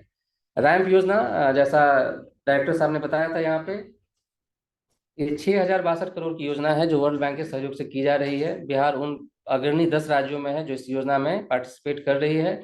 फिलहाल 137 करोड़ का ग्रांट मिला है, लेकिन बिहार सरकार का प्रपोजल है ऐसा कि उसको लगभग 500 करोड़ तक का ग्रांट कम से कम मिल सकता है जो यहाँ से गई है। रैम्प स्कीम का नाम RAMP यूं समझ, उसका फुल फॉर्म है raising and accelerating MSME performances. Corona में जब MSME जब ऑलमोस्ट यूं कह लीजिए कि खत्म होने वाला था, तो थैंक्स टू सच स्कीम्स जिन्होंने MSME में थोड़ा सा क्रेडिट को फ्लो बढ़ाया। जो emergency credit line guarantee scheme थी 3 लाख करोड़ उसके लिए था, अलग से फिर उसको एक्सटेंड किया गया, अलग अलग स्कीम थी। उसके बाद रैंप स्कीम को किया गया कि जो सफर कर रहा है उसको हम लोग कैसे आगे बढ़ा सकते हैं। और रैंप की विशेष योजना ये है इस तरह से कि किसी भी MSME का फंड फ्लो नहीं रुकना चाहिए, उसके लिए इकोसिस्टम तैयार किया जाना मेन ऑब्जेक्टिव। आपका पेमेंट, डिलेड पेमेंट के इंसिडेंसेस मिनिमम होने चाहिए कि अगर आपने किसी को अपना सामान बेचा तो आपको दोनों के बीच का जो म्यूचुअल टर्म है वो 45 दिन से ज़्यादा नहीं होनी चाहिए और वो 45 दिन से ज़्यादा किसी भी सूरत में आपका पेमेंट नहीं रुकना चाहिए। वुमेन एंटरप्रेन्योरशिप, महिलाओं की भागीदारी, इसमें एक 6 पिलर हैं। इसके 6 पिलर में से एक है कि महिलाओं की भागीदारी MSME में बराबर होनी चाहिए। उनको कैसे हम आगे बढ़ाएं। अब देखेंगे वुमेन एंटरप्रेन्योरशिप में तो बस कुछ गिने चुने हैं जो आज भी लीड कर रहे हैं, लेकिन जबकि सर 800 लोगों का ये कंपनियों का नंबर था जो लेडीज वाला अभी कुछ दिन पहले हुआ था यहीं पर कार्यक्रम हमारे यहाँ। 800 प्राइवेट लिमिटेड थे जिसमें लेडीज जो थी उसमें डायरेक्टरशिप में थी, तो उसमें से हमको लगता है उसका 10% 80 भी लोग नहीं आई थी यहाँ तो ये इसीलिए उसको जेंडर ग्रीनिंग कह रहे हैं, नाम दिया गया है रैंप स्कीम के अंतर्गत कि जेंडर ग्रीनिंग मतलब महिलाओं की भी समुचित भागीदारी उसमें मिलनी चाहिए। तो यह डायरेक्ट MSME को इसका लाभ ये मिलेगा कि आपको ये इंफ्रास्ट्रक्चर क्रिएट किया जाएगा, इकोसिस्टम क्रिएट किया जाएगा। इस योजना से डायरेक्ट आपको कोई डायरेक्ट फंडिंग नहीं मिल पाएगा। ये हमारी एक मार्केटिंग असिस्टेंस की एक बहुत बड़ी योजना है जो इंश्योर करती है कि कोई भी सरकारी खरीद होगी तो माइक्रो और स्मॉल एंटरप्राइज से कम 25% प्रोडक्ट या सर्विस, अगर मैन्युफैक्चरर हैं, मैन्युफैक्चरिंग कर रहे हैं या सर्विस प्रोवाइडर हैं, तो उनसे मिनिमम 25% आपसे ली जाएगी। सपोज आप जैसे शूज बना रही हैं और मान लीजिए इंडस्ट्रियल शूज बना रहे हो और एनटीपीसी को इंडस्ट्रियल शूज परचेज करने हैं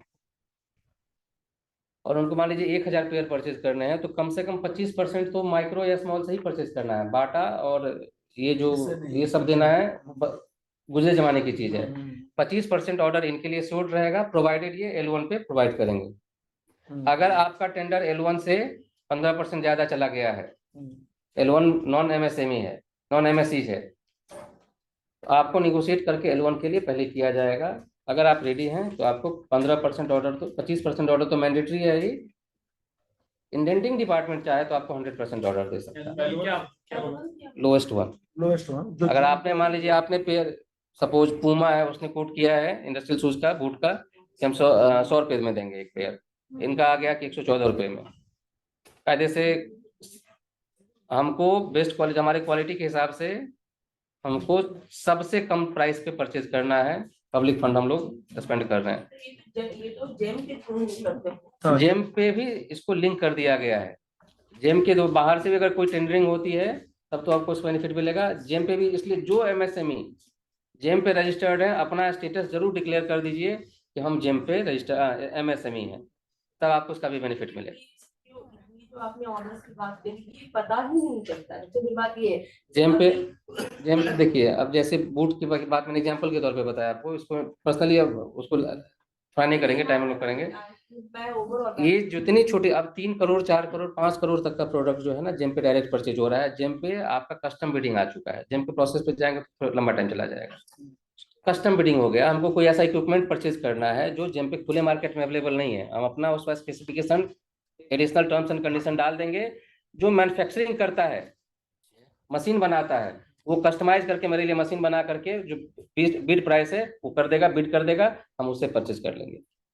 क्योंकि गवर्नमेंट नहीं चाहती है कि हाँ ये जितना भी ट्रांजेक्शन हो रहा है ये फेसलेस है।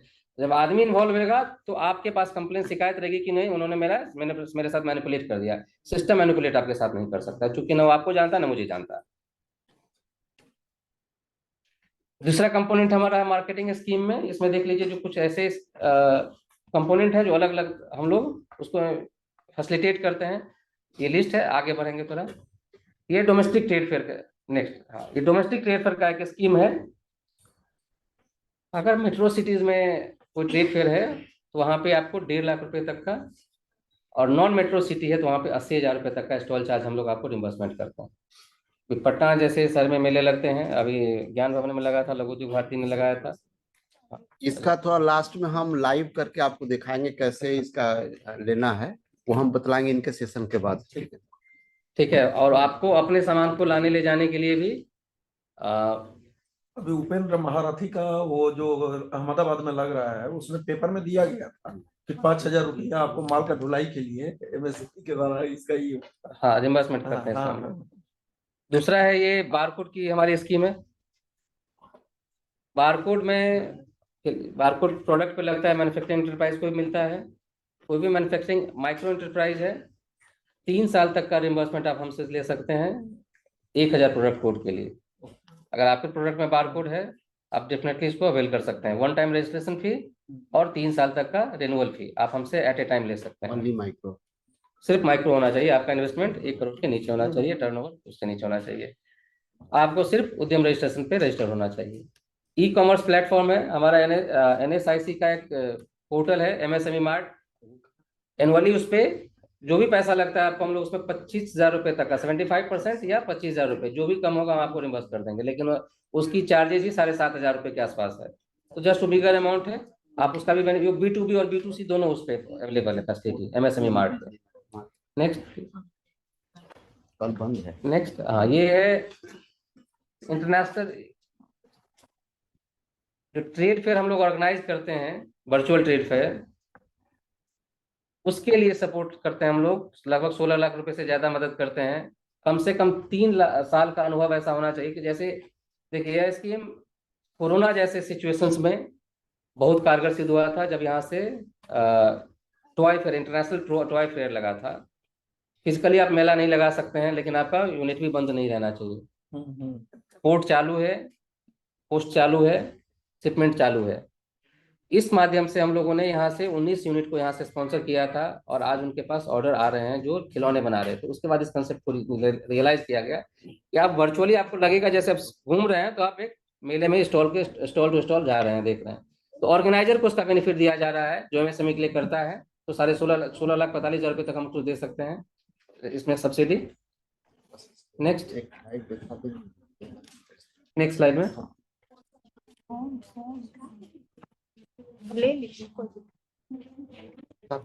Modern packaging technique. अब इस पे ये एग्जाम्पल है, ये स्कीम अब सिर्फ क्लस्टर में है। 15 लाख रुपए तक का हम सपोर्ट करते हैं पैकेजिंग की फैसिलिटी क्रिएट करने के लिए किसी क्लस्टर में। 2 साल पहले तक इस स्कीम को इंडिविजुअल यूनिट को सपोर्ट किया जाता था। 1.5 लाख रुपए तक आपको हम दे सकते थे अगर आप किसी इंडियन इंस्टीट्यूट ऑफ पैकेजिंग के कंसल्टेंट से अपना काम करवाते हैं, पैकेजिंग की सॉल्यूशन करवाते हैं, तो एज ए एमएसएमई आप अपना बेनिफिट ले सकते थे। अनफॉर्चुनेटली पिछले 7-8 सालों में इसके कोई रिसीवर नहीं मिले। लोग आज भी पैकेजिंग पे ध्यान नहीं देना चाहते, वही रैप करके, जैसा राणा सर ने बताया, इसी तरह से पैक करके पेपर में लपेट करके भेज दीजिए। हुआ क्या कि स्कीम को जब इंडिविजुअल लेने वाला नहीं है तो चलिए क्लस्टर में डाल देते हैं, कोई ना कोई लेने वाला क्लस्टर लेगा। तो स्कीम पब्लिक वहां रिस्पॉन्स नहीं की, स्कीम अब इंडिविजुअल से क्लस्टर अप्रोच में चली गई। रिटेल आउटलेट है जहां पे जैसे जीआई टैग प्रोडक्ट है, मधुबनी पेंटिंग है, सिक्की है, भागलपुर चादर है, भागलपुरी सिल्क है, इन सब के प्रोडक्ट को ट्रेड करना चाहते हैं और रिटेल आउटलेट बनाना चाहते हैं, तो वहाँ पे भारत सरकार 50% तक आपको जो देती है, कंट्रीब्यूशन देती है उसको बनाने में। नॉन मेट्रो सिटी में अगर 20 लाख का योगदान है, 20 लाख अगर आप करते हैं तो, और मेट्रो शहर में 30 लाख तक का है, तो उसमें मतलब नॉन मेट्रो में 10 लाख और मेट्रोज में 15 लाख हम लोग उसमें आपको सपोर्ट करते हैं। लेकिन उसमें बिकेगा only GI tag product. Vendor development program हम लोग ऑर्गेनाइज करते हैं, जो मैच मेकिंग आपका है, जो एमएससीज का जो शेयर है 25% का, वो कैसे पीएसयू से मिलेगा, उसके लिए हम लोग ऑर्गेनाइज करते हैं हर साल। और गवर्नमेंट ई मार्केट प्लेटफॉर्म सब आप लोग जानते ही हैं लगभग, मैं समझता हूँ कि मोस्टली आप सब लोग होंगे उस पर रजिस्टर्ड। कोई भी प्रोडक्ट या सर्विस, कोई भी सरकारी विभाग जेम के थ्रू अब उसके पास गाइडलाइंस है, जेम पे अवेलेबल नहीं है तभी वो मार्केट से परचेज करेगी, अदरवाइज जेम पे ही लेना है।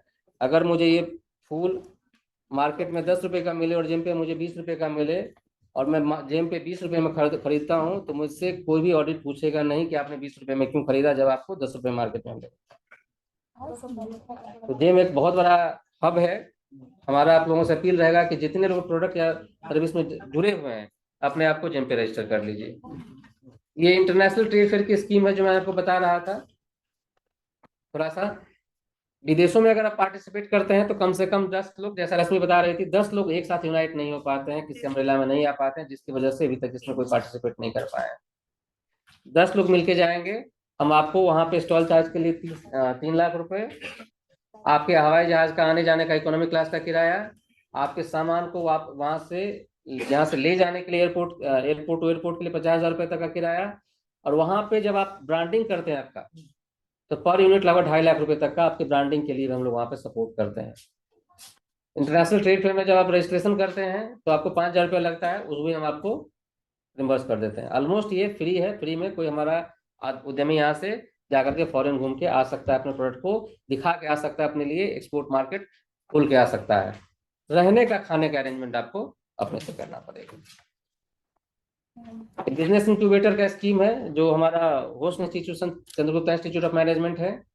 इसमें हम इंस्टीट्यूशन को 1 करोड़ तक का सपोर्ट करते हैं, उनको इंफ्रास्ट्रक्चर क्रिएट करने के लिए और इंडिविजुअल आइडिया के लिए। अगर आप कोई इनोवेटर है, आपके पास ऐसा कुछ स्टार्टअप आइडिया है और आप हैकाथन के थ्रू उसमें आपका सिलेक्शन हुआ है, तो उसके लिए भी पर आइडिया 15 लाख रुपए का सपोर्ट हम लोग होस्ट इंस्टीट्यूट को करते हैं। उस 15 लाख से आपके आइडिया को प्रोटोटाइप डेवलप करने में, फिर प्रोडक्ट बनाने में, डेवलप करने में मदद मिलती है। वो 15 लाख किसको, मतलब जो आपके लिए दिया जाता है,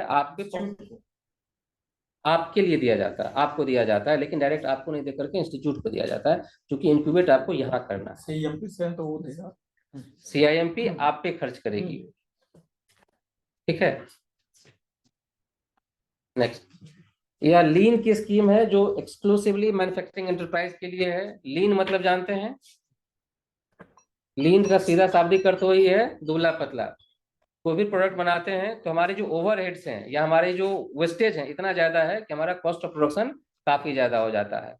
3 लेवल रखा गया है कि कैसे उस कॉस्ट ऑफ प्रोडक्शन को कितना हम कम कर सकते हैं कि हमारा प्रॉफिटेबिलिटी सब्सिक्वेंटली बढ़ जाएगा। मैन्युफैक्चरिंग एंटरप्राइज के लिए बहुत ही वाइटल है। और जापान ऐसे ही मास्टर नहीं हुआ है क्वालिटी का, उसने लीन को अडॉप्ट किया हुआ है।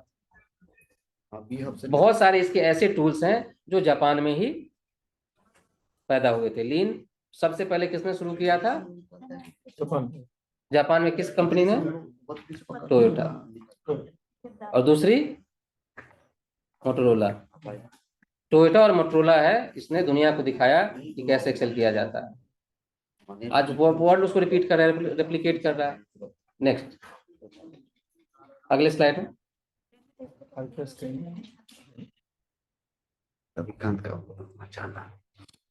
नेक्स्ट स्लाइड चले गए।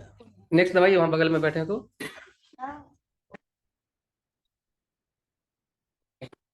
चलिए, कुछ कॉस्टिंग है जो इसके बारे में बहुत ज्यादा इंपॉर्टेंट नहीं है। Next slide. ये है हमारा IPR की स्कीम है, इंटेलेक्चुअल प्रॉपर्टी राइट्स की, जिसमें अगर आप ट्रेडमार्क लेते हैं तो आपको एक ट्रेडमार्क पे 10,000 रुपये तक का रिम्बर्समेंट करते हैं। डिजाइन प्रोटेक्शन करवाते हैं आपको 15,000 तक का रिम्बर्समेंट करते हैं। पेटेंट है, डोमेस्टिक है, तो हम आपको 1 लाख रुपए तक का देते हैं। फॉरेन पेटेंट फाइल करते हैं और ग्रांट होता है तो आपको 5 लाख रुपए देते हैं। GI टैगिंग करवाते हैं तो हम आपको 2 लाख रुपए देते हैं। और अगर कोई इंस्टीट्यूशन अपने कैंपस में IP फैसिलिटेशन सेंटर क्रिएट करती है तो हम उनको 1 करोड़ रुपए का ग्रांट देते हैं। नेक्स्ट स्लाइड आइए। तो ये सर इसमें इंटेलेक्चुअल प्रॉपर्टी, बौद्धिक संपदा, इसके लिए होस्ट इंस्टीट्यूट की जरूरत तो नहीं है? IP फैसिलिटेशन सेल, बस IP फैसिलिटेशन सेंटर के लिए होस्ट इंस्टीट्यूशन जैसा ये सोसाइटी होनी चाहिए, बॉडी होनी चाहिए। नेक्स्ट स्लाइड, हमने बता दिया। नेक्स्ट, डिजाइन योजना है, 40 लाख रुपए तक का स्कीम आप इससे बेनिफिट आप हमसे ले सकते हैं अगर आपको प्रोडक्ट में डिजाइन की इंटरवेंशन की जरूरत है। और इसके लिए आपको सपोर्ट करने के लिए Indian institute of science Bangalore, 5 IITs और 14 NITs को एम्पैनल किया गया है। आपको अपना प्रोडक्ट में कुछ डिजाइन इनोवेशन की जरूरत है, आप इन इंस्टीट्यूशंस को अप्रोच करिए, डिजाइन प्रोजेक्ट बनाइए, वो प्रोजेक्ट सबमिट करेगा। 40 लाख रुपए तक में आपको 75% ग्रांट हम लोग दे सकते हैं। Next please. राष्ट्रीय पुरस्कार है, बेहतर काम करता है तो प्रधानमंत्री और राष्ट्रपति के हाथों हर साल जैसे राष्ट्रीय फिल्म पुरस्कार मिलता है, 2 ही राष्ट्रीय पुरस्कार है, एक MSME के लिए और फिल्मों के लिए, हम लोग उनको राष्ट्रीय पुरस्कार से नवाजित करते हैं। नेक्स्ट, ये कुछ कैटेगरीज हैं उसके। हम चाहेंगे कि आप लोग हर साल अप्रैल में जैसे आने वाला है, अगर 3 साल का आपका बैलेंस शीट है तो आप लोग जरूर हम आपको अप्रोच अगेन करेंगे कि आप लोग उसमें पार्टिसिपेट करें। नेक्स्ट, ये सर्विस है जो MSME समाधान की योजना है, डिलेड पेमेंट से रिलेटेड है, कहीं पैसा फंसा हुआ है तो उसके बारे में ब्रीफ है कि कितना इसमें सॉल्यूशन हुआ है। नेक्स्ट, डेटा है। चलिए नेक्स्ट, संबंध है, जो आप सामान बना रहे हैं और कोई PSU परचेज करता है, उसको 25% का टारगेट है, उसका स्टेटस क्या है। नेक्स्ट प्लीज बढ़ाइए तो देखिए। नेक्स्ट देखिए, हमारे यहाँ टेस्टिंग सेंटर, इसमें देखिए एक पीछे वाले स्लाइड में चल, हाँ देखिए, तो टारगेट कितना है MSME से परचेज करने का? 22 देश का डेटा है, 25% का टारगेट है, ऑलरेडी 33% से ज्यादा प्रोक्योरमेंट MSE से हो रहा है। 1,55,556 करोड़ का लगभग ट्रांजेक्शन किया है। कितने MSME से? PSU दिख नहीं रहा है यहाँ से, 135 के आसपास है। लगभग 600 से ज्यादा PSU गवर्नमेंट डिपार्टमेंट है जो ट्रांजेक्शन करते हैं। मोटा मोटी 6 लाख करोड़ का ट्रांजेक्शन होता है PSU के प्रोक्योरमेंट में, उसका 25% 1.5 लाख करोड़ तो ओनली MSE से बिजनेस कंफर्म है। 33% तो मान के चलिए कि 2 लाख करोड़ से ज्यादा का बिजनेस आपके लिए श्योर्ड है गवर्नमेंट डिपार्टमेंट के साथ। नेक्स्ट, ये हमारी टेस्टिंग सेंटर के बारे में एक ब्रीफ है। और नेक्स्ट प्लीज, स्टेट गवर्नमेंट के साथ हमारा जो इंटरेक्शन है उसके बारे में, इसको बहुत हम लोग ये नहीं करेंगे। Next please. एक हमारा भागलपुर में ऑफिस बन रहा है, जल्दी हम लोग शुरू कर पाएंगे। जो उधर के उद्यमी हैं हम लोग उनको वहाँ पे भी फैसिलिटेट कर पाएंगे, उनको पटना आने की जरूरत नहीं पड़ेगी। तो ये था हमारा बेसिक जो हम लोग ब्रीफ में आप लोगों के साथ शेयर करना चाह रहे थे। आपके कोई सवाल अगर और हो तो अगले 5 मिनट हम लोग आपके साथ हैं, और उसके बाद चूंकि एक और कुछ कंपोनेंट है जो हमारे आजाद साहब। अच्छा, ये 3 जनवरी से 10 जनवरी प्रगति मैदान में शरद उत्सव लगने जा रहा है, तो थोड़ा सा वो my.msme.gov.in खोल दीजिए। ये काइंडली नोट कर लीजिए, my.msme.gov.in, इसको जरूर देखिए, इसमें सारा स्कीम है और सारा ऑनलाइन है। my.msme.gov.in डालिए। तो हम एक लाइव कैसे हम पीएमएस में प्रोक्योरमेंट एंड मार्केटिंग सपोर्ट में हम अप्लाई करेंगे वो आपको दिखाना चाहते हैं थोड़ा। और इसका फी जो है ओनली 3,402 रुपीज, और दैट वो भी आपको मिल जाएगा हमारे यहाँ से, प्लस जो 25,000 कंटीजेंसी में मिलता है, जिसे आपको प्लेन से जाने का या 2AC से जाने का, और उसमें पब्लिसिटी, ब्रोचर, पंपलेट वगैरह बना सकते हैं, स्टैंडी वगैरह बना सकते हैं, उसका प्रॉपर बिल होना चाहिए। वो आप ऑनलाइन हमारे यहाँ क्लेम करिए, आपके अकाउंट में डीबीटी के द्वारा पैसा चला जाए, कहीं भी दौड़ने की जरूरत नहीं। एक देख लीजिए, इसमें जाइए, पीएमएस है, फर्स्ट रो में थर्ड, फर्स्ट में थर्ड, नहीं इसमें हाँ, इसमें आइए, ये है प्रोक्योरमेंट। अब इसमें जाइए, व्यू इवेंट्स, नीचे नीचे नीचे नीचे व्यू इवेंट्स। अभी जितने भी ग्रीन कलर हैं वो अपकमिंग है, मतलब होने वाला, देखिए। और नीचे 3 जनवरी से नीचे जाइए, आपको दिल्ली आएगा 3 जनवरी, यहाँ डेट देख लीजिएगा। सबसे ऊपर नहीं नीचे होगा, 17 जनवरी आएगा। हाँ, उसके नीचे और नीचे आइए। 3 जनवरी। हाँ, 3 जनवरी से 10 जनवरी है, देखिए 3 जनवरी से 10 जनवरी, यही देखिए DCMSME है। इसमें मोबाइल नंबर दिया हुआ है, वो सारे चल आप ऊपर जा रहे हैं, ऊपर यहाँ इसमें सारे नंबर जो हैं 10 नंबर है, 9999 करके आप कॉल कर लीजिए, वहां का अकाउंट नंबर ले लीजिए, उनको पैसा ट्रांसफर करिए, और वो जो रिसिप्ट है उसको व्हाट्सएप से आप मंगा लीजिए, और उसको आप अपलोड कर दीजिए पीएमएस में। और कैसे अपलोड करना है वो हम बता दें। तो साल में आप 2 मेला भाग ले सकते हैं, इंक्लूडिंग सर्विस और मैन्युफैक्चरिंग, दोनों भाग ले सकते हैं, ठीक है। चेन्नई के लिए अगर आप ए सिटी में जाते हैं तो आपको लगभग 1.5 लाख रुपया इंक्लूडिंग कंटीजेंसी, मतलब कि 25,000 उसमें से माइनस कर दीजिए, तो 1,25,000 तक का स्टॉल अगर आप लेते हैं तो SC ST वुमेन 100% रिइंबर्समेंट है, और जनरल के लिए 80%, जनरल ओनली पुरुष, और कंटीजेंसी के लिए जो 25,000 है वो सबको समान है। ऊपर जाइए थोड़ा सा। अब कैसे हम अप्लाई करेंगे,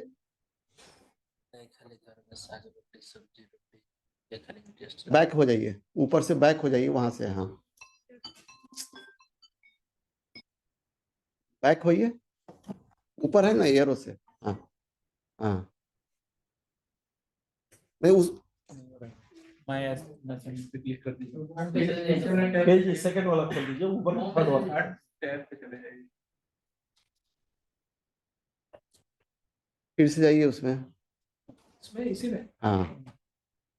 आप देखिए, अब ट्रेड फेयर फर्स्ट, इसमें आप जाइए, क्लिक करिए,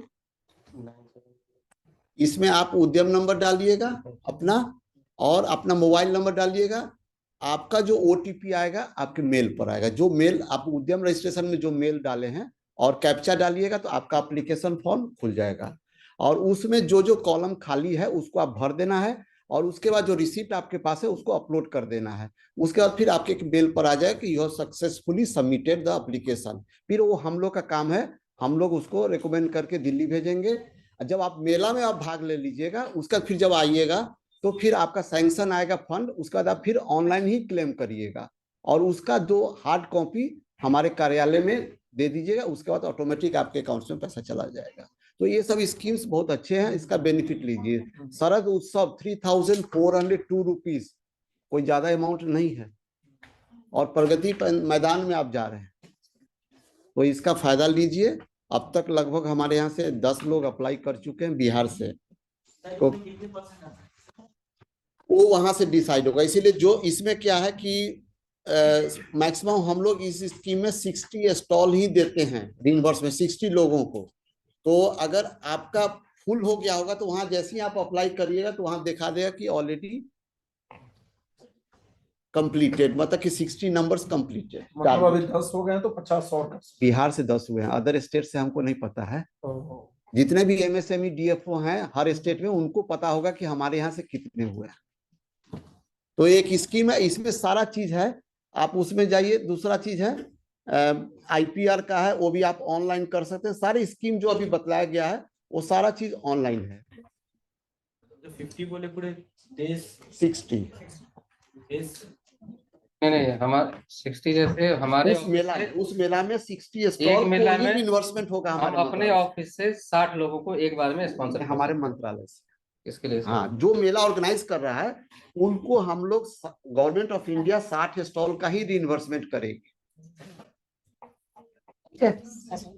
सर IPR का जो आपने बताया अभी, IPR का, हाँ IPR का ऑनलाइन भी हम कर सकते हैं। ऑनलाइन आप IPR ले लीजिए। आपका पहले TM मिलेगा, फिर 1 साल के बाद आपको R मिलेगा। R मिलने के बाद तब फिर आप उस बिल को रखे रहिए। 2 बिल होगा, गवर्नमेंट फी होगा और एक जो एडवोकेट उसका अटॉर्नी होगा उसका बिल होगा। वो दोनों आप अपलोड कर दीजिएगा, लेकिन 1 साल के बाद। 1 साल के हाँ, क्योंकि अगर TM ले लेते हैं और कोई क्लेम कर दिया और अगर आपका कैंसिल हो गया तो फिर सरकार का पैसा बेकार हो गया ना। इसीलिए सरकार कहती है जब आपका रजिस्टर्ड हो जाए, R हो जाए, तब उसके बाद फॉर्मली कर देते हम लोग। चलो। अच्छा, there is an important announcement. The BHUB startups, एक BSFC बिल्डिंग में deputy CM will be inaugurating the place. तो जो BHUB के स्टार्टअप्स हैं वो प्लीज लंच करके वहां पर रश करेंगे, ठीक है? जितने भी BHUB के स्टार्टअप्स हैं वहाँ पे जो बैठते हैं वो रविकांत फोन कर रहा है।